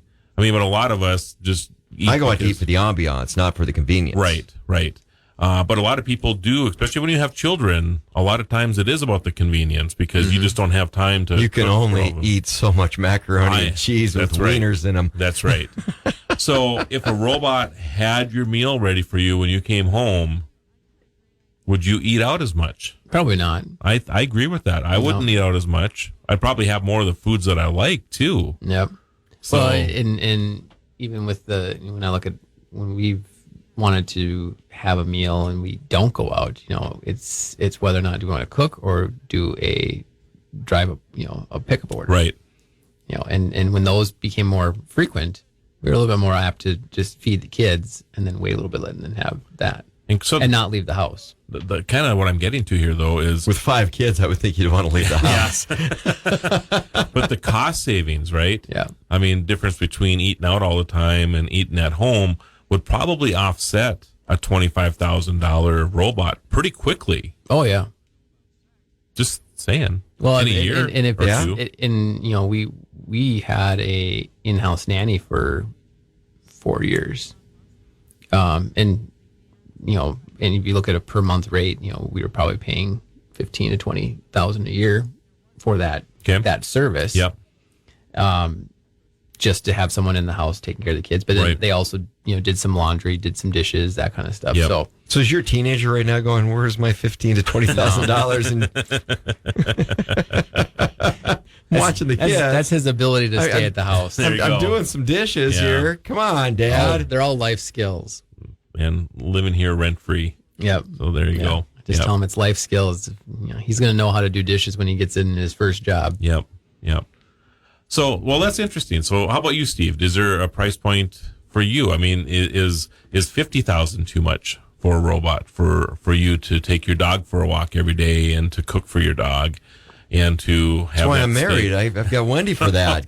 Oh my goodness! She takes the dog running. You are never going to have Scotcheroos ever again. And my Yarbo will pick up the dog poop. So I'm good. Okay. Just asking. See, I like household chores though. For me, it's a distraction. But what other things would you do if you didn't have to do them? Golf. You would golf. I didn't know you golfed. Hunt. I knew you did those things. Yeah. Which I do those things anyway now. Yeah. Maybe increase the frequency, but I don't see a price point or a tipping point financially that I would get to do those things more that would offset the cost of. I would appreciate, not that I'm saying my house is messy right now, but there are all these little to-do projects that I never get to because of my lifestyle right now. So that would be... That's called a honey-do list. But it never gets any shorter. So if a robot could actually do some of those things for me at home, I would be... You honestly think it'd still get shorter? Well, I hope so. I don't know. You realize how that honey-do list works, right? Yeah, once it gets to a certain point, there's a bunch more that gets added. Yeah, in the middle of the night when 2 things come off, 3 go on. It never gets shorter, Marlo. Ever. Okay. You haven't figured that out yet? I haven't. Okay. It's not like it's a big secret. It's like little elves come out in the middle of the... It's probably the way my honey-do list never gets changed. It's always the same thing from year to year and hasn't moved at all. So there's not new things added to it. Just saying. But yeah, I mean, I would like a robot for maybe a little more organization in my life. So have you used AI at all yet, Matt? I have. I have used it. Yep. And what are you using it for? Setting up Christmas lights? I wish, right? That's why I didn't have to call you. That's true. Yeah. I never thought about this. I'm feeling a little slighted right now. No, I've dabbled in a little bit of the chat GPT and kind of played around with it and just for like social posts or something like that, write this, write that. Yep. Just kind of playing around. It's interesting. It's interesting and scary at the same moment when you kind of look at it and but I'm mostly following, like the, where in my current job, the things that I have to do, like one of them is graphic design, website design, kind of the side things that I got to do. I look at that and go, well, hey, there's an AI to create a website. How does that work? And so that's where I'm kind of, there's interest in that aspect that I'm kind of researching and going, okay, how can I incorporate this to solve a problem that I have on that end? Have you, when you've used it to this point, I mean, do you feel it's been an asset to have that skill because you're having a writer's block right now or whatever, so it helps you with ideation? Or well, actually, I used it so we just launched the Mandan magazine here in town that will come out in May, and I had to write a publisher's letter on the front, and I was writer's block on that. I had started a few things and kind of just I didn't know what to do and how to word it to be kind of like a, hey, this is a new issue, welcome to Mandan. So I used an AI tool and I just said, publish pub letter for Mandan new magazine, to kind of make it generic, and it did a whole pub letter, and there were a lot of good ideas in there. So I was able to, and I kind of ran it a couple different times, and then pulled out all the kind of good talking point ideas to create my own letter for the magazine. So that was an interesting thing, but it did spur on ideas, whether it was phrases or comments, whatever in there. So that was something that was really interesting. I think that's what. Oh, go ahead, Steve. Oh, so my question is, you're experimenting with this as this new technology is coming out. What do you think that looks like in 20 years for your kids? Being a parent, your youngest is not going to know a world without it. Mm-hmm. Do you ever contemplate what that looks like? And as a parent, do you have any concerns about that? I have concerns on, I think creativity and being able to do it yourself, know the background of a certain type of document or whatnot, and then be able to actually write it versus having an AI tool, which will probably be a lot more advanced in 20 years versus what we have now. 20 minutes. Yeah. to actually is doing almost all the work itself, and then that type of, and having that asset for you to use. I think that's both scary and, to me, interesting. It'll be interesting to see how this all, plays out. That's for sure. Do you think that, and I know this goes back a couple of years, but about calculators coming into the school, that was a big debate when I was going to school, right? I knew you were going there. I know. But do you think that's impacted the advancement of mathematics, for example, because we had calculators in school? I don't know if it's impacted the advancement, if it's impacted the understanding of it. You're able to do more with it, spend more time calculating, and how that impacts other school topics. It's been really interesting. Yeah, I agree. The Tech Ranch. Super Talk. The Tech Ranch. We're thrilled to have you with us as we continue exploring living with technology alongside Marlo and Steve. And we're continuing our conversation with Mr. Matt Shannondor, Mandan Progress Organization. Brought him in here to talk about his holiday light display, but he's hanging around for a while, so it's been kind of fun, actually. Thanks for hanging out with us on a Saturday. Yeah, I appreciate that. Yeah. In this, very casual conversation. You and I, Steve, are a little more animated when maybe it's the two of us. I don't know if it's because we have an actual audience now that we're a little more subdued. I don't know. Outside of the first 10 minutes of the program, because that was shocking off for Matt. It's almost like we're on good behavior or something like that. Yeah. Are we up for parole or something? I don't know. Yeah. I don't think the show's going anywhere. So I hope not. Yeah. So I think that, it's interesting to talk to people that use artificial intelligence. It's even more interesting talking to people who have heard about it, but don't really understand it or haven't used it yet. And then you explain maybe a couple of the things that you've done with it. Even over this week, I introduced a few people to ChatGPT. And even this morning, I got a text from somebody that was like, "What's that website again?" Because they're just like, I have to admit, I bet I save or I get about 3 to 4 more hours of work done every day, easily. One project in particular that we were talking about, not on air, but in an afternoon, I did a whole month's worth of work. I mean, to me, it's just incredible what's possible with it. And I feel like I've just personally anyway have a new lease on life because, all these projects that I felt it was almost like this heavy weight was on me for all this time. Cause I look at my to-do list, not my honey-do list, by the way. Right. But your to-do list is insane. And it goes in a lot of different directions. Well, that's true. So it's not like you're focusing on one pathway. Right. You're over here and over there and over there, and you've got a lot of different interests, a lot of different things that you're involved in.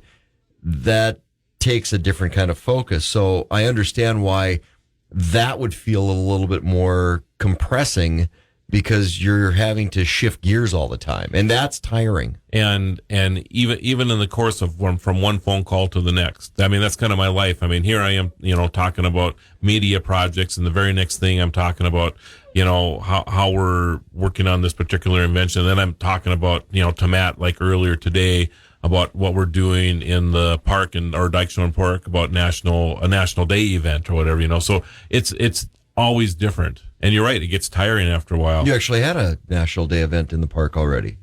Yes. Friday. That's correct. We have a new one coming this year, too. Ooh, exciting about that. Yes.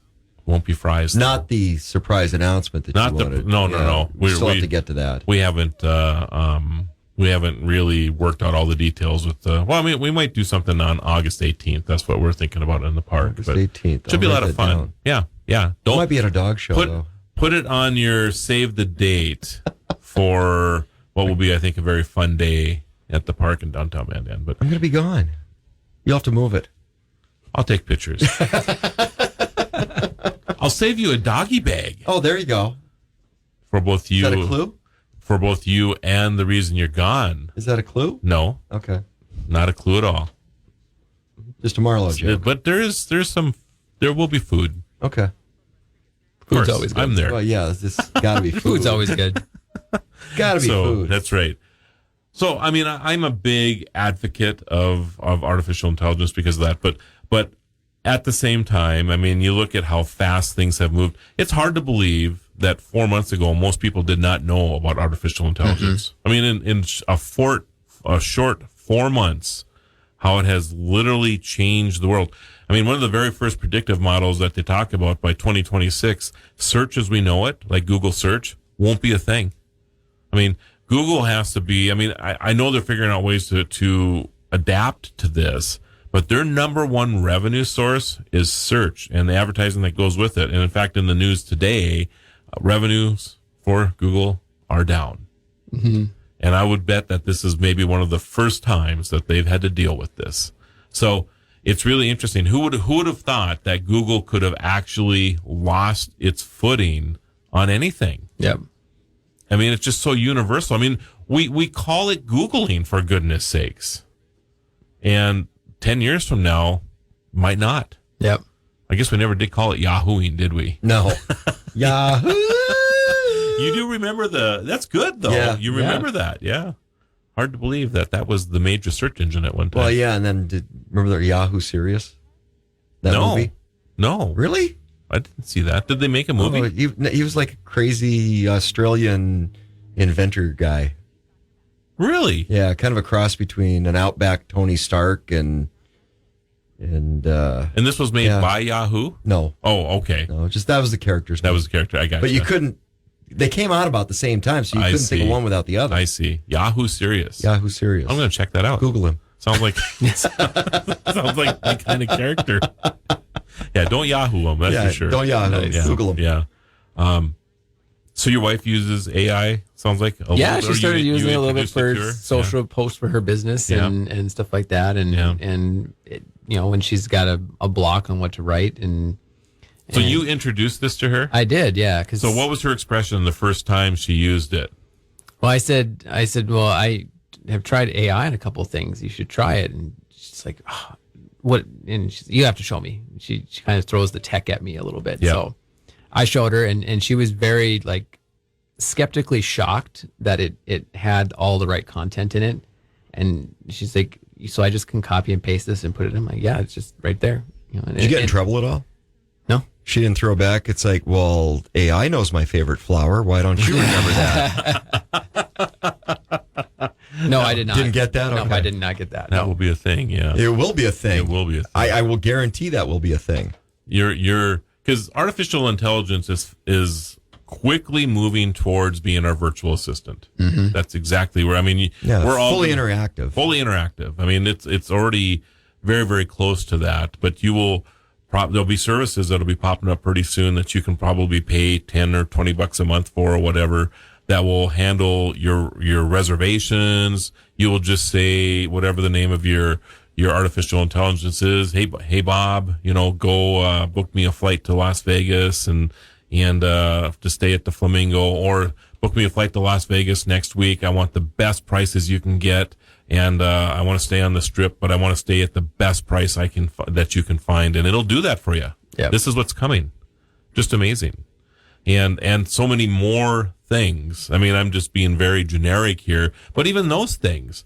Researching the time it takes to travel and to book your hotel and all this other stuff. There's a time you used to call your travel agent, right? Yep.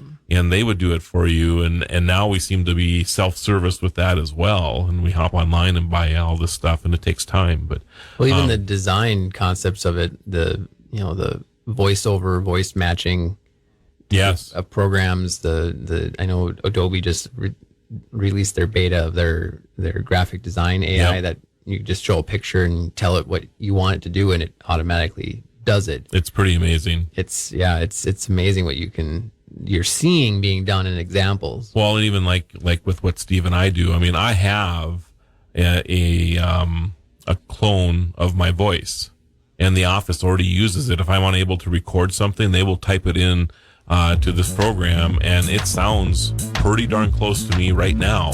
And I'm sure if I trained it a little bit more, I could just go home and watch my robot. By the way, Steve, thanks for getting me here. Yeah, you're welcome. And I could drink a margarita. I'm just saying. If you have any questions or want to suggest topics for future shows, visit thetechranch.com and send us your thoughts. You can also listen to past episodes and watch exclusive interviews not featured on the radio show. Be sure to follow Marlo and Steve on social media by clicking the links at thetechranch.com. Until next time, keep exploring the world of living with technology. The Tech Ranch. Super Talk 1270. This is Ag Issues with Neil Roberts. Welcome to another edition of Ag Issues. Our guest this week is NDSU forage specialist James Rogers from the North Central Research Extension Center. And James, spring temperatures have been below normal, and it's affecting pasture land growth across the region. You want ranchers to be cautious here, correct? That's correct, because it's been a long winter, it's been a cold winter, and everybody wants to get outside, and everybody wants to kick their cattle out. I want to get outside and do some things, and we are seeing a little bit of green begin to show up. But if we turn out too early and those plants are not ready to graze, then we can really have an effect on our total forage production and the length of our grazing season.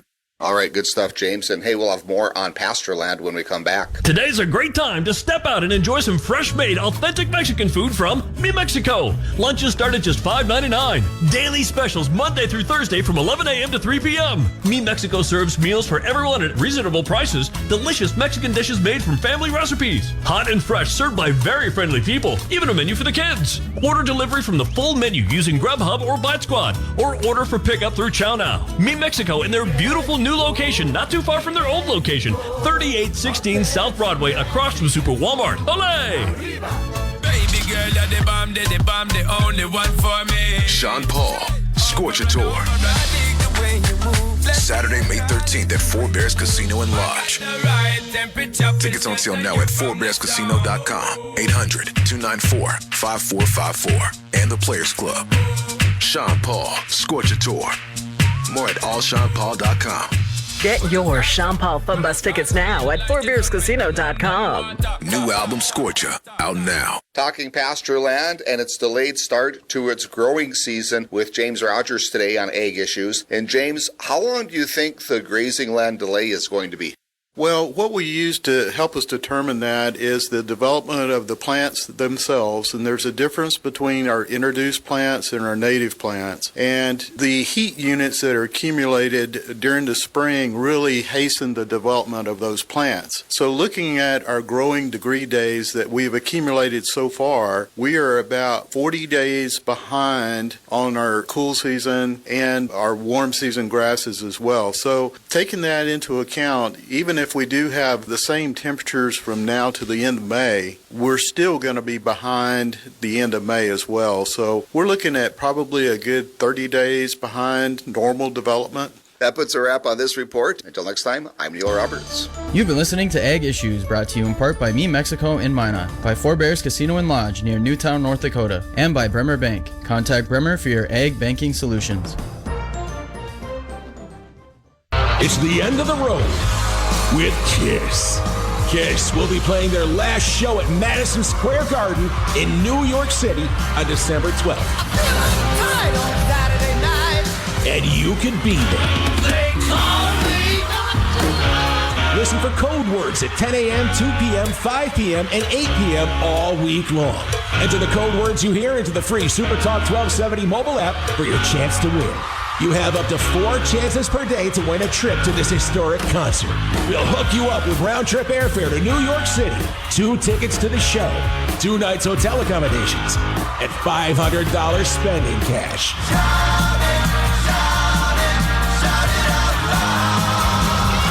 Download the free Super Talk 1270 app in the App Store or Google Play today and get ready to win. It's the end of the road with Kiss on Super Talk 1270 and the free Super Talk 1270 mobile app, powered by Sky Zone. Come and fly high with us in Northwest Bismarck.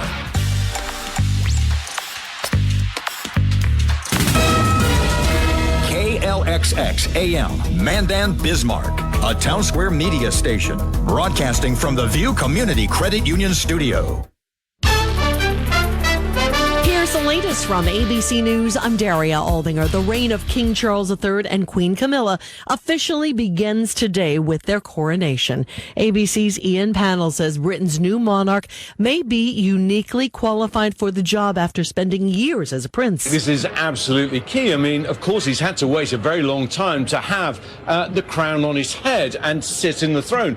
But on the other hand, he's also had a lifetime of experience in the real world, really something that I don't think his mother ever had. We're in the middle of a cost of living crisis, but I don't think we have a monarch who's unaware of that. I think he's very cognizant of that. Most who braved the reign were well-wishers, but not all. 6 members of the anti-monarchy group Republic were arrested. They won't tell us what offence these people have been arrested for, and they won't tell us where they're taking them, and they won't say what they've done with our placards. The group's Harry Stratton says all the demonstrations in Trafalgar Square today were peaceful.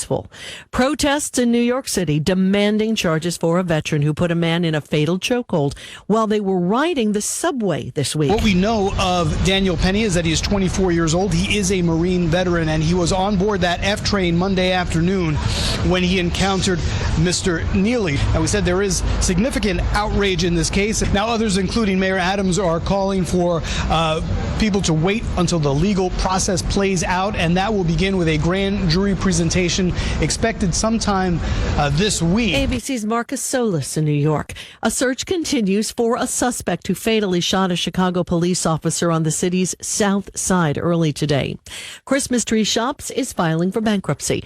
The New England-based chain says it plans to close about 10 underperforming locations. President Biden has committed to at least 2 commencement addresses this year. The White House says he'll speak to the graduates at the Air Force Academy and at Howard University, the alma mater of Vice President Harris. This is ABC News. Super Talk 1270, Bismarck area weather. With your forecast, I'm Corey Hartman. For today, showers and a high near 59. Tonight, showers likely 45 and a chance of showers Sunday, otherwise mostly cloudy and 60.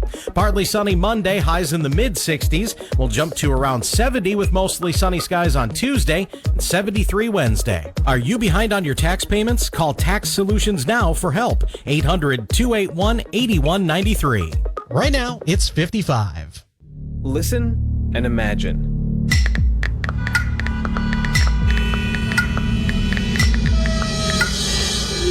It takes 5 seconds to send a text, and for those 5 seconds, you're driving blind. Life is worth more than a text. Stay alive. Don't text and drive.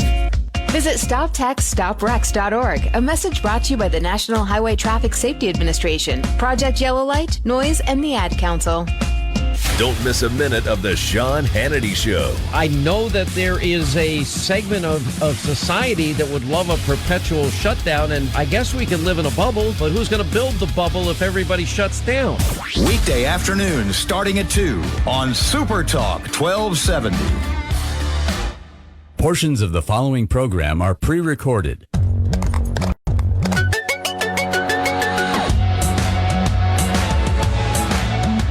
Welcome to the Tech Ranch, where we explore the world of living with technology. Get ready to take a deep dive into the latest gadgets, apps, and innovations with your hosts, the Guru of Geek, Marlo Anderson, and his trusty co-host, Steve Botkin. Join us on this exciting journey, and don't forget to visit thetechranch.com for even more exclusive content.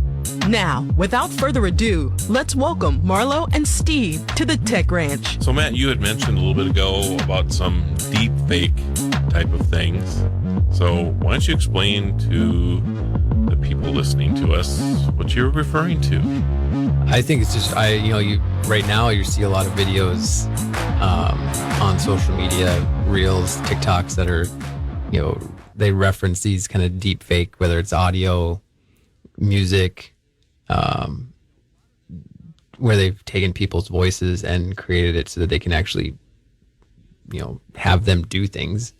And I think that's it's crazy how the AI systems can actually work that in. And to myself, I have no understanding of that at all. You just, you're seeing it from more of a non-user of that. So, and more of my social feed, it's interesting, more of my social feed is filled with either the idea of deep fakes, whether it's like news reporting on it or it's influencers showing how they're doing it type of thing. So it's interesting. So does it take away even more trust? And maybe if you were watching a news program or something that, anything that you see that's on a screen now can be manipulated. So does that, if you see a news report, for example, do you actually believe it right away now? And I guess on top of that, I should just let you answer that question, but I'm thinking as I'm going through this, what's the challenge as we move forward with all this deep fake stuff? And in my opinion, the lack of trust that we'll see when there's an actual emergency that happens. It's like crying wolf too many times, right? Mm-hmm. So people will look at something and there's an actual emergency and they'll be like, no, it's just a deep fake. Or the better question is, did Marlo really ask you that question? There you go. Right? That's quite the question, wasn't it? Yes, it was. Was that Marlo that really called me on the phone? Yeah. Well, that's happening as well. Yeah. And we'll get to that in a second, too. Thanks for bringing that up. I think go back to the original, in social media when Instagram was really big and filters came out.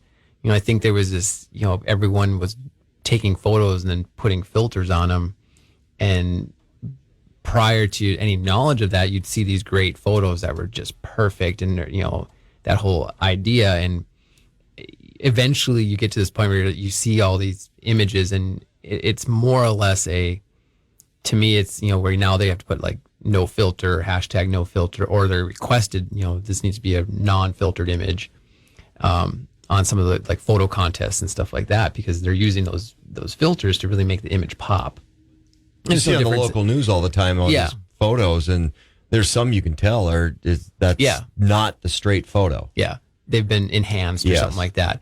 So I think what we're at right now is that it's that same enhancement and that lack of trust in visually, audio, the other senses now. So instead of just sight, now it's audio and video combined. And how do you trust that is exactly what's happening versus it's being faked? So the other side of that, though, is an immersion with all those filters. And I find it rather interesting. You said back when Instagram was a thing. I thought it was. But the immersion to all of that, from a societal perspective, do you think there's a point where we just become numb and that's the norm, so that from a creative side, you don't see the beauty in nature the same way? You don't look at things through your personal filter.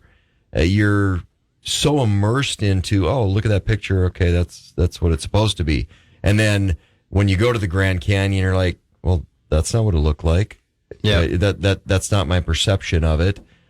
So there's a disappointment side, because we've also become a instant gratification, and we need the gratification society. That's just what we've become. So from a social perspective, is all this technology and the filters and the things like that, where we're getting that skewed view of things, setting people up for a fall?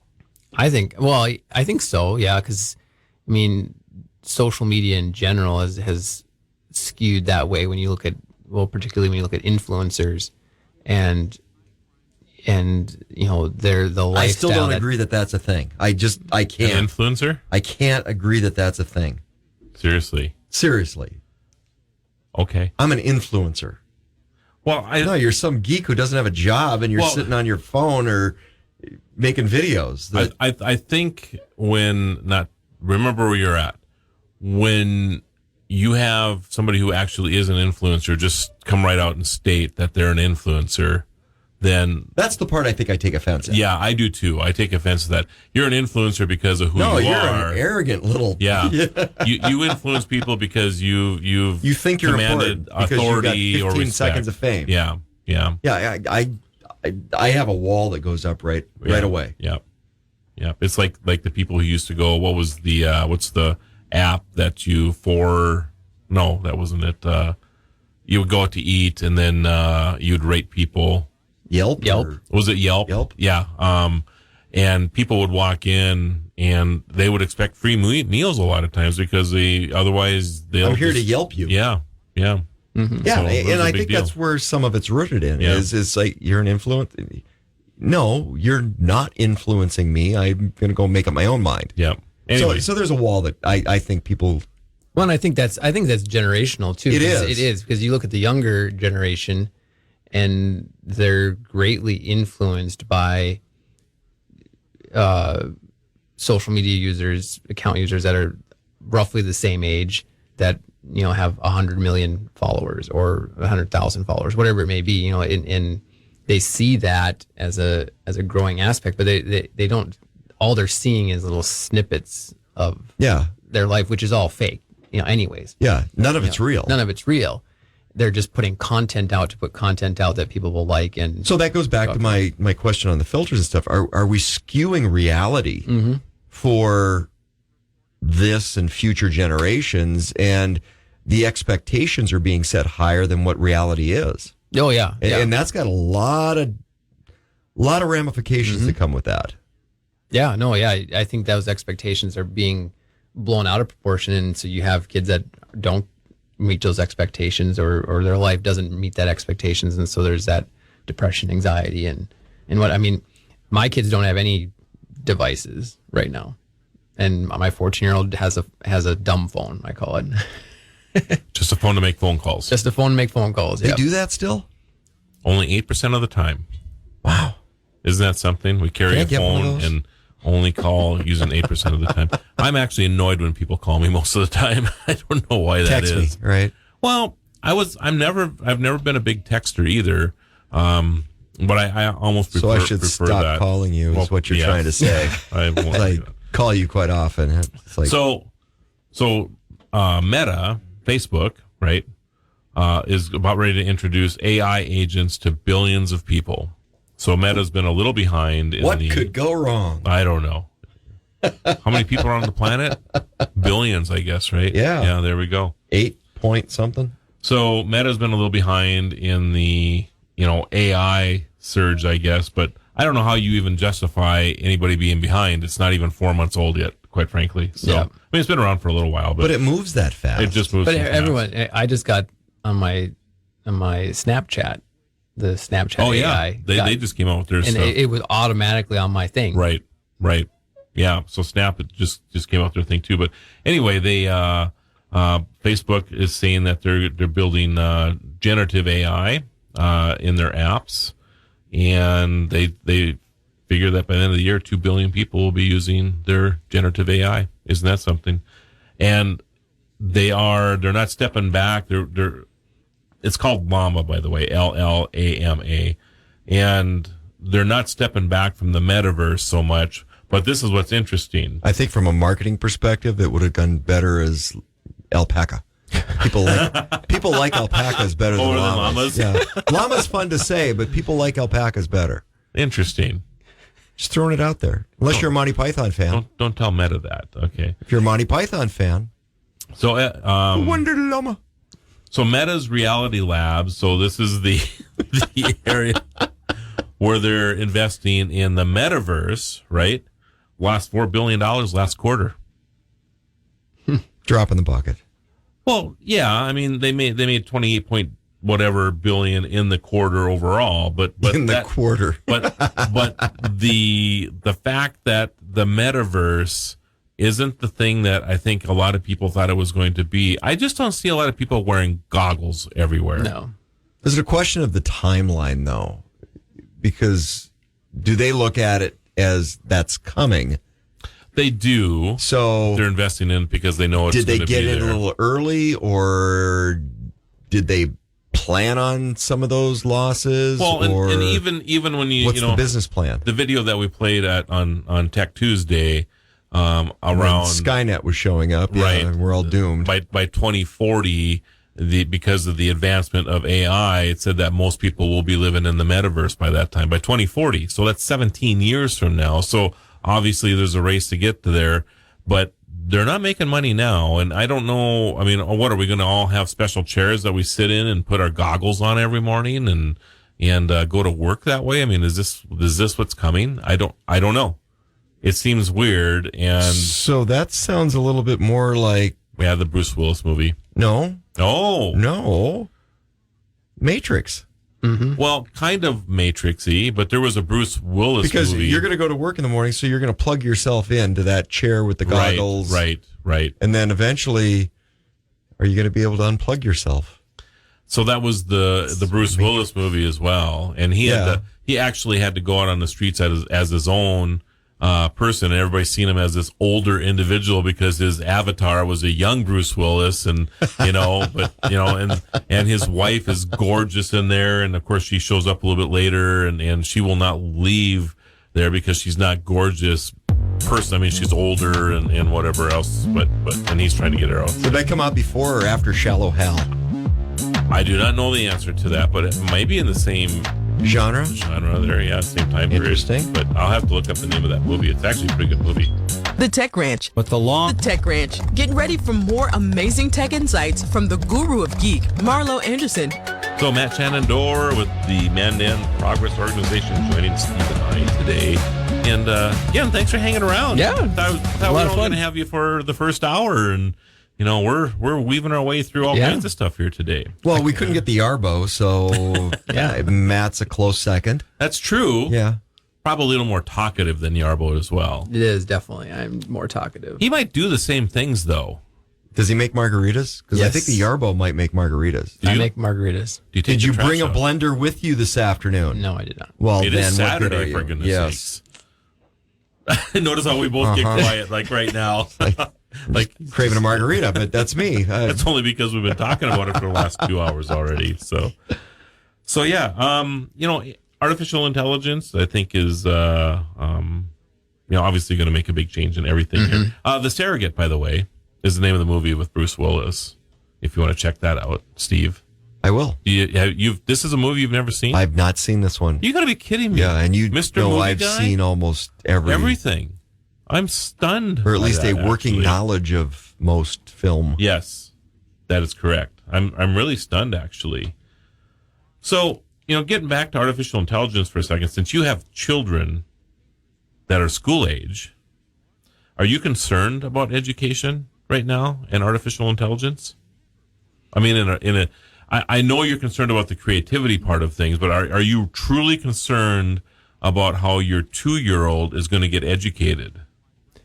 It crosses my mind, whether it's a individual or a program type of thing.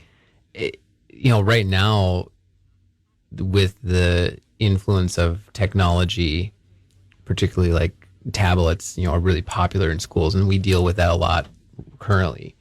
Is you have a virtual learning day, all of a sudden everyone's got their tablet out and they're going through all these different assignments, and it's not well they really we sit around the table and they're going through them, but it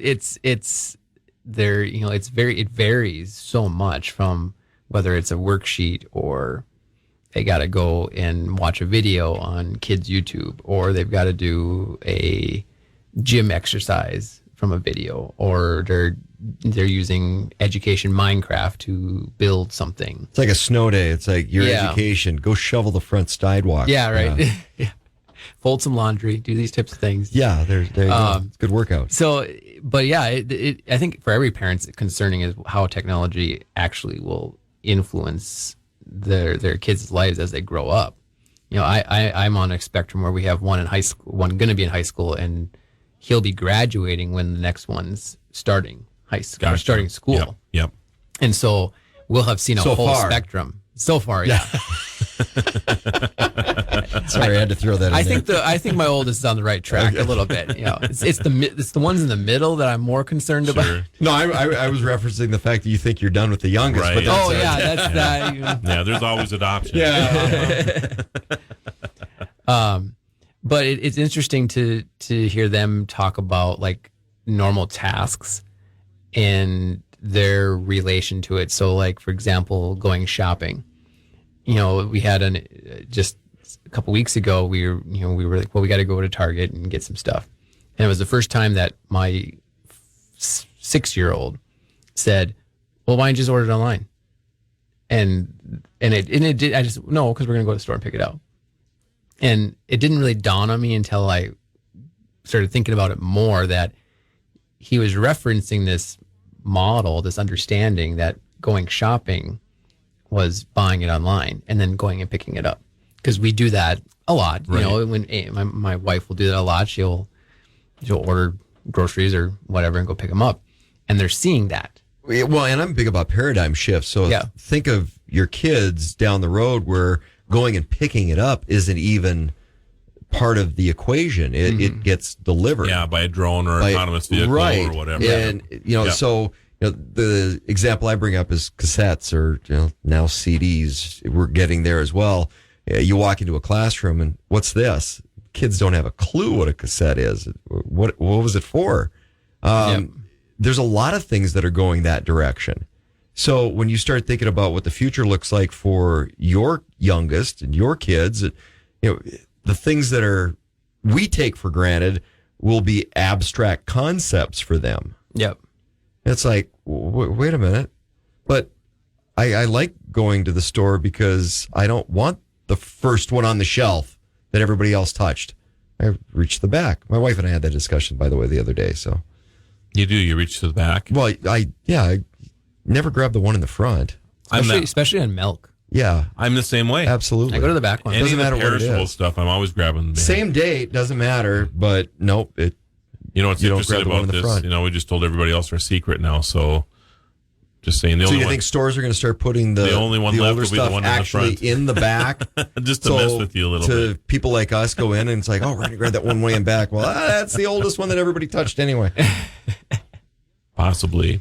So that's why. But if you're ordering online, somebody is just grabbing what's in front, right? That's true. Yep. Yeah, because that's Or well, I think of it in terms of, okay, well, what if something's got a little ding in it or a chip or, right. You know, I'm going to look at that item. If you're relying on somebody that is just going through and grabbing a list off the shelves because they got to get onto the next list, how do I know the integrity of that product? Yeah. Because now I'm going to have to go back to the store and exchange it because there was a little dent in the bottom of that lamp or whatever I picked out online.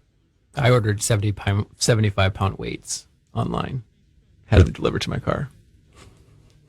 Well, that was smart. Just on purpose. So do you find that might have defeated the purpose of ordering weights in the first place? No, but I really enjoyed because watching it's about I getting a workout. I really enjoyed watching the person carry it out to the car, though. Oh, you're mean. Yeah, you're not a nice person, Matt. Here we all thought you were nice, and yeah. Well, I didn't think about it until after I ordered it, and then I saw the person carrying it out to the car, and they were struggling, and I was like, yeah. well, it's kind of funny, but not. Did you go there? It's like, gosh, I'm a jerk. Hey, can I help? Says they're now in the car. Here, let me open the hatch for you. As he pushes the button. Doesn't even get out, just pushes the button. But so there's a lot of predictions that AI is going to replace teachers, or at least some teachers. We have a significant teacher shortage now. Mm-hmm. So is this a bad thing? That's really what I'm drilling down to here So video education, distance learning through video was supposed to fix that. So are you Right. saying it didn't? Of course I'm saying it didn't. Right. That's a difficult. I mean, I suppose in some ways it's okay if you're teaching a language or something, but I think that there's just a lot of things that one teacher speaking or lecturing, 100 students compared to 1 to 20 is, just the ratio is just not there for good learning, in my opinion. So Also depends on what you're teaching. That's correct. If there's a course where you have to have interaction and feedback, or are you just sitting down and watching a video of how to do things and learn Right. that way? like math would be a great example of that. I think math has to be interactive. I mean, it's the whole process of learning anything in math is a collaboration of minds working together to solve a problem. You just don't have that in a distance learning type of scenario, in my opinion. So, See, I could see a lot of bad ways that could go with college algebra. Yeah. What kind of train was it? I was that kid in the front row. Yeah, that was me. Was it carrying balloons or radishes? How many cars in that train? What was the ambient weight? Yes, all of that stuff would be, yeah. To me, that all factors in. Yep, it does. The Tech Ranch. Super technology is our passion. Let's jump back into the conversation with Marlo and Steve. So your two-year-old will not know a world without artificial intelligence. Yep. That's incredible. Steve, when you said that a little bit ago, I was just like, that's really incredible when you think about that. And she will not know. Well, she'll know a lot of things too, I guess. She'll grow up around this. I think about Tyler when he was 5. He's my grandson, and relatively new to Alexa. And all the old people, us, the grandparents, the parents, are ignoring him right at our house one day, and he comes, and I'm downstairs actually working. Grandpa, can you he wanted me to turn the computer on, and I said, no, I got to get this thing done. Wish I could, but and he goes, oh, okay. And because he spotted the Alexa there, and his first thing was, Alexa, count to 10 in Spanish. And I'm like, well, that was an interesting question, but he's 5 years old and wanting to learn how to count to 10 in Spanish. So he's having Alexa teach him to do this. Yep. Now, I thought that was really interesting from, he knows no different. He knows that he doesn't know that this didn't always exist. This is brand new, last couple of years. And he just thinks it's part of the family. Mm-hmm.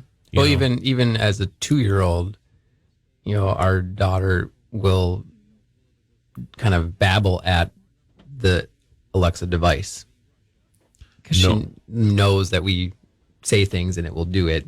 She doesn't know how to say Alexa yet, but she will look at it on the shelf and babble at it as if it's going to do what she's saying. So she's visually seeing us doing that and makes that connection that whatever word, and it's not that she's babbling, she's saying one word, but it's not Alexa, but she's trying to say it, and she knows that it does something up there. So if your daughter's first word was Alexa instead of mom or dad, how would you feel about that? Actually, here's a question. So with AI, could AI learn baby gibberish as a language and understand what your baby is saying when you can't? To translate. They're actually doing this with pets right now. Really? Yes. And I just seen a video this morning of what the heck was the cat's name, but the person said blah blah blah. Cats don't count, they're all crazy. It said blah blah blah, come up to the couch or come here or whatever it was. I forget what and all of a sudden this device said something and the cat turned around and looked at it, and the next thing you know is jumping up on the couch, and I'm like, was this a deep fake or was this for real? But I've talked to a couple of companies at CES the last couple of years, and they truly believe that with artificial intelligence, they will be able to crack the pet language code. Wow. Dr. Doolittle. Wouldn't that be something? Dr. Doolittle. Yeah. Cats are crazy, huh? Well, yeah. Actually, it was kind of interesting. I had this Thanks for alienating 50% of the audience right now. At least the cats. Cats aren't listening. So I had this conversation with a friend of mine who's a pharmacist and works in the compounding world and does a lot of work with vets. And we had that discussion earlier this week about the education that veterinarians have to go through. That's basically the psychology of pets, because if you think about it, they're working with pets who don't communicate with them, and they have to diagnose something wrong with a pet that can't tell you what's wrong. Right. So they have to pick up on a lot of subtle cues, and they get very good at that. Yeah. Well, now there's a device that I just trimmed off a year of education off of my veterinarian school. So there's a couple things, not to transition from. So let's go back to the baby talk for a second, then let's come back to pets. So if AI is allowed to record your youngster, so when your youngster says something and then is reaching for a banana, for example, right? And it sees that and hears the interaction, then yes, I believe that in the future, after a certain amount of time, the AI will actually be able to tell you that your youngster is hungry for a banana. I do believe that's going to happen. Yeah. When it comes to pets and diseases, so this is really interesting. And maybe we didn't talk about this yet, Steve, but if we have, that's okay. There's an app that's coming out that you take a photo of your pet every week, the face of your pet, and then after a while, and through crowdsourcing, so let's say another 2 million or 5 million people are doing this, and then you have to report, like, if your dog becomes diabetic or gets cancer and whatever, and you do this, and then it starts to put this information together, and then when you take a photo of your dog, let's say 3 years from now, it may say you should take your dog to the vet because we're starting to notice signs of a particular type of disease from a photo of your pet. Now extrapolate that into facial recognition. That's correct. Mm-hmm. And now you're getting into the human side of medical. Hey, wait, we notice there's a slight droop in your left eye. That's correct. You may be having a stroke coming up. So you need to get to the doctor. Predictive medicine will be the thing of the future. There's a device called Scanadu, and this is really interesting too. Xanadu. I always think of that too. Yeah, okay. Glad it's not just Xanadu, me. it's Xanadu. And it looks like a Star Trek tricorder and works similarly to this. So, Dr. Bones with the, Everything was in a sci-fi movie. I know. Everything. I know you're going to get excited about this, but their number one thing is about Damn it, Jim, I'm using just a doctor. using this device to predict within 2 weeks of you having a heart attack. That's one of their biggest things is that they will be able to scan your vitals and get you to the doctor before you have a heart attack, which I think is amazing. Mm-hmm. Yeah, I was just watching a show this week, as a matter of fact, on some predictive medicines out there, and well beyond that, being able to monitor. Well, just take a look. You wear a smartwatch, I right? do. Yeah, Feel naked without it. Yeah, and I like my dumb watch, but you have the ability to, follow your sinus rhythm and your electrical field in your body and all these different things that predictive medicine can get cues from. Yep. Well, and just wearing this, right? I mean, if my doctor actually wanted to understand log in my and sleep, see what you were doing, like my sleep patterns, for example. I mean, it keeps track of those things, and whether you like it or not, I'm not. I'm one of these that I really don't care for everybody to know what I have going on, but I'm also a data person. So I like going in and taking a look at these things, and I'm like, if I actually got 10 more minutes of sleep a night, maybe I'd feel a little bit better or whatever. So it lets me know that, or the electric shock I get when I don't get my steps in every day. That's or the electric shock you get. It's like, stop snoring. There will probably be that in the future. Yes. Too. So it's interesting about the vital recording so in the haunted house industry, there's some of the major haunted houses that to trial out their haunted house, to test it, they send people in with like vital recorders. Yeah. See if they can get their heart rate up. Yeah. And so they look at the scenes and they do it in different forms. So they do it just without actors, just the lights, the sounds. And so they look at what the vital signs are when they're going in and out of the spaces, the scenes, the graveyards, whatever's in the design. Yeah. And then they're following the anxiety. Yeah. They're looking at what is the intensity of the scene? What are they feeling? We want to get you right to the edge, but we don't want you to have a heart attack. Yep. And so then the other thing is then they put actors in those spaces to kind of see where and when those actors strike and do their scares. Are they at that pivotal moment where they're tense enough? They've put down their guard where you can hit them hard. And they obviously have a scare moment, then go on. But it's interesting because they use smart devices to do all that. That is interesting. And it's just understanding the layout of the haunted house and to obviously create the best experience they can. Well, it's about creating peaks and valleys. Yeah. And walking somebody through that experience. It's kind of like a roller coaster. Is it going down the hill after you get to the top, or is it the anticipation of getting to the top that is the biggest? Right. Yeah. I wonder if there's any of these devices that measure joy instead of being scared out of your wits. Now I got a Ren and Stimpy thing going through my head. happy, joy.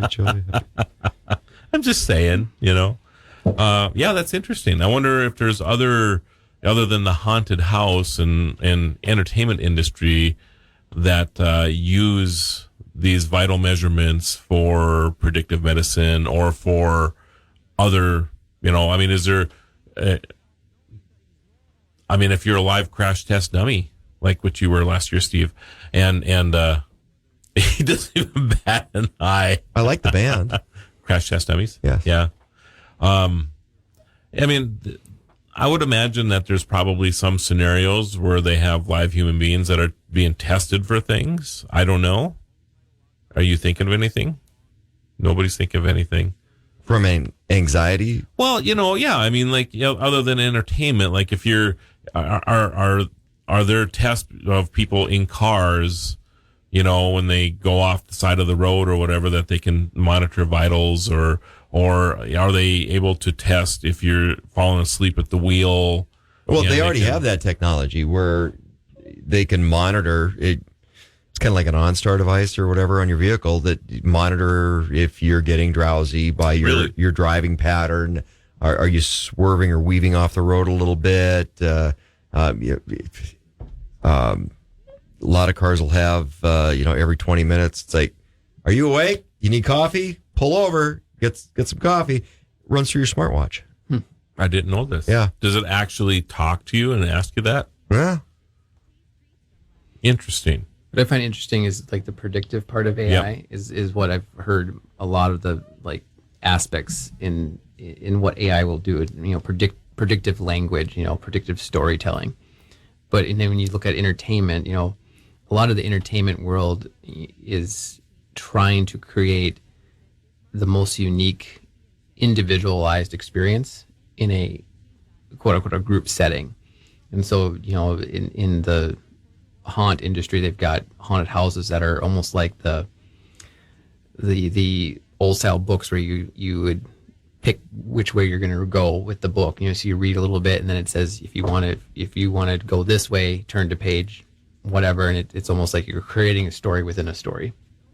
And it's not necessarily haunted house industry, but production industries where they're taking people into spaces and they have to make decisions and choices, and that ultimately decides what their experience is going to be, where they're going to go in this haunted house. So you may not see the whole haunted house because you've chose to do X, Y, and Z. I see. And that's how you end up, and it actually ends up splitting you. Well, in their case, splits you from a group, which is part of fear, taking you out of a group setting, separating you, those types of separation.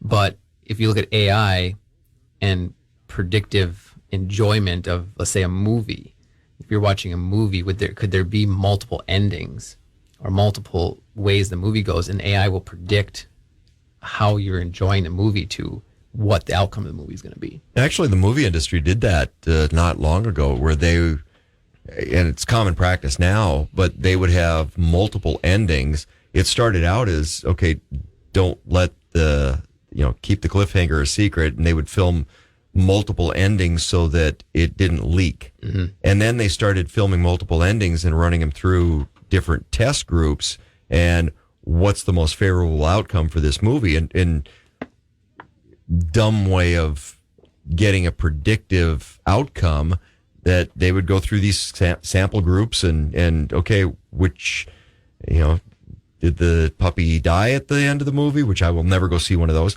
or did it live? And that they started ending movies off of what that sample group was relatable to. Yeah. So there was a dumb version of that before. There's now there's an AI version of that. It'd be interesting to see if in a predictive medicine, predictive entertainment, as to, you're thoroughly enjoying something. If all of a sudden you get bored or something, your vitals show that you're getting bored, it will automatically change the movie to increase your entertainment. Yeah. My guess that before that happens, or when it starts to happen, that predictive advertising will be first. Yeah. Oh, you like that person eating those Doritos, huh? Here's a Doritos ad. Thought about a Dorito, Marlo? Yeah. Oh. That sounds good. Cool Ranch? No. I like the original the best. Yeah. Absolutely. Where are you at in Doritos? Original.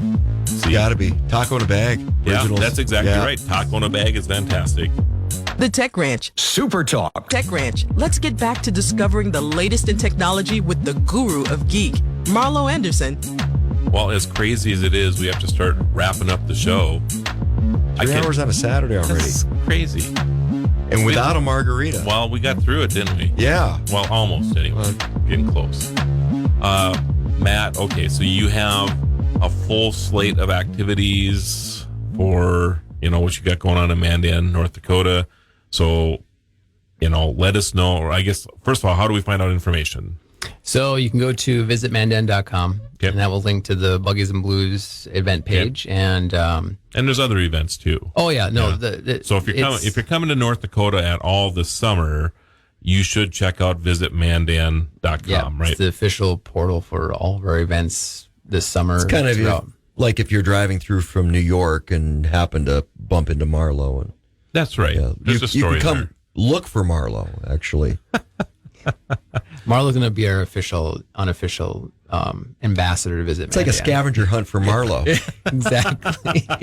I already thought I was the unofficial ambassador. Where's Marlo? of the city. We'll put you on there. We'll put a big welcome on there. Yeah. So, but no, it's the second weekend in June. There's just it's turning into a nice motor weekend for anyone who likes cars and vehicles and whatnot. We kick off races on Friday night at Dakota Speedway. Saturday we got the Hammer Down Show and Shine truck pull going on down at Dakota Speedway. Saturday during the afternoon and into the evening, we've got the food vendors downtown Mandan. The big stage will be set up. And then we've got the classic car parade that goes off in the evening. We got great music and bands on Saturday night. And then Sunday, we've got obviously the big car show, but we've also got the airport fly-in at the Mandan Airport, planes and pancakes. So you can get breakfast out there. But we got great food vendors, a lot of great activities, great feature acts like Steve Darnell coming in. So it's just a great weekend of fun in Mandan. And what? We'll be filming. Oh, that's right. Yes. That's right. With Steve coming into town, we're actually going to be bringing the crew in to film Destination Celebration here, too, for National Classic Car Day. That's right. So if anybody wants to wander down and potentially be part of that filming that's going to be going on, come on down and check that out, too. So should be a lot of fun. Looking forward to that, actually. So, that's going to be it'll be a lot of fun. Steve's all excited now, I can tell. I am. Yeah. Well, and you had your little reveal party for over at Dykstra Park at the library, a new edition of the library, for your destination celebration. And technical issues. Well, yeah. So the really tech guy had technical issues. Yeah, it was but funny. Of course, they just got those TVs up that afternoon, so all the bugs weren't worked out. But a fascinating show. I mean, the show Destination Celebration is. I'm looking forward to it. It looks like it's going to be a lot of fun, and I think that the craziness that LaToya and I get up to while we're celebrating these national days will be interesting as well. So, so you can check that out at DestinationCelebrationShow.com too. But we will be filming in Mandan that weekend. So, we have LaToya's coming up as well. Mm-hmm. And then we have Alicia Carr. She's coming in from Germany. You didn't know that either, I did didn't know you? who. Explain to me who she is. Well, she just works with us. Oh, okay. But she'll be flying in. She's all excited. I just love that her last name is Carr. She's flying in from Germany, so she can be here for that. So that's good. And then you have 4th of July activities as well. Yeah. So then it's less than a month later, and we hit the Mandan Rodeo Days annual celebration here in town, and obviously got the big Mandan Rodeo going on. They're going to kick off at the brand new arena that's been under construction. Yeah, new facilities. New facilities would be cool. Nice. I think they got a big music event kicking it off. Chancey Williams coming in to perform there. Chancey didn't call me either to back up. Just saying. Okay, well, his loss. Is his loss. That's right. I'm sure he can use AI to recreate your voice. You didn't need a backup singer. You needed a backup dancer, and wasn't sure if you were available for that. Not available for that. Okay, I didn't think so. So it's like Speedo asking me to be their spokesperson. When I got that across, I'm like, then that's kind of an inside joke. Speedo actually reached out about for a Destination Celebration in a product integration type of role, wondering if I would be interested in wearing their products. And I'm like, are they after the old or the bald and fat? Come on, you've seen now? that TV commercial with the dad. They're getting ready to go on vacation. Oh, yes. He's wearing the Speedo. And the daughter's like, oh my gosh. Yeah, that would be me. Yeah. But you could run that in conjunction with Harry Back Day. National Speedo and National Harry Back Day. It would be Nestled Gold Chain Day. It truly is about their eyewear, by the way. So I just want to put that out there. Oh, yeah, they do like racing goggles and things for stop swimming. Painting these visions in people's heads. I went down completely, entirely the wrong road. You have to stop now. Yes. Wow. I'm going to go home and add a little bleach to my margarita now. So visit Mandan.com. Yep, visit Mandan.com. Any other events this summer? Those are, we got Touch Truck in May, and then those are the big ones that kind of kick off through the whole season, and then it just kind of goes right into the fall season. I don't want to talk about fall, but because summer is just beginning, but it goes by quick. It does go by quick. Well, one of my favorites is actually the craft fair. That's a lot of cool shopping stuff. Oh yeah, my wife loves that. Yeah, Art in the Park. Art in the Park. Yeah. Yeah, and it's 50th year this year. Oh, geez. Are you serious? Yeah, Art in the Park celebrating 50 years. Do you know anybody who's coming back that was at the original one? Other than you? Was not at the original one. I don't know if anyone's coming back. We did a feature story in the new Mandan magazine on Nola Helm. Okay. One of the first creators of it and stuff like that. But, yeah. I think Jerry was there too, right? Jerry, Dell. Dell's around. Oh my goodness. That's right. Oh my goodness. I don't think of Dell being that old. Yeah. It just seems amazing. He's been around for all those big events, and in fact, the Mandan Progress Organization is celebrating 30 years this year as well. Right. So a lot of big anniversaries this year. I do remember the first year of the Mandan Progress Organization, so that's pretty cool. So, yeah, so check it out, everybody. Visit mandan.com. Visit mandan.com. Visit mandan.com. Right? Not your email address. Visit mandan.com. You have any announcements, Steve? No, I Zero? Yeah. Listen to you weekdays right here. Right. If you want. Well, and kind of a big celebration too, and I've been working with them. So the Western North Dakota Honor Flight. Yeah. And this weekend they're off to D.C. with the veterans. Okay. And they're coming back at 8:00 Monday evening. Great opportunity to give them a little welcome home. Last year they did a big welcome home. And so we can just show up with signs and whatever. Show up about 7:30 at Wave the flags Bismarck Airport. Okay. And, a lot of those Korean and Vietnam veterans didn't get a welcome home. And actually, a little sad side of the story because they prioritize who gets to go, partly by age and health a little bit. And they did have a World War II veteran who unfortunately passed away leading up to this honor flight. So, okay. But yeah. Yeah, get out to the Bismarck Airport then about 7:30 Monday night. Greet our... Last Springs was phenomenal. All right. And a lot of people out there, but always a little room for a few more. Yeah. But just get out the airport. Well, there's plenty of room out there. Yeah. So the airport's beautiful. Get out there and check that out as well. So blue skies every day. Every day. Well, Steve, but yeah, great way to give back to the veterans. So great show today, Steve. Matt, thanks for spending 3 hours with us. No problem. Thanks for having me. Oh my goodness, I really didn't expect you to be here all day. I enjoyed it. A lot of fun. It's been a lot of fun. And to everybody out there, enjoy your weekend and stay safe, everybody. Living with technology. And don't forget, you can always go to the Tech Ranch for all kinds of cool stuff. And that's a wrap on another fantastic episode of the Tech Ranch. Remember, if you have any questions or want to suggest topics for future shows, visit thetechranch.com and send us your thoughts. You can also listen to past episodes and watch exclusive interviews not featured on the radio show. Be sure to follow Marlo and Steve on social media by clicking the links at thetechranch.com. Until next time, keep exploring the world of living with technology.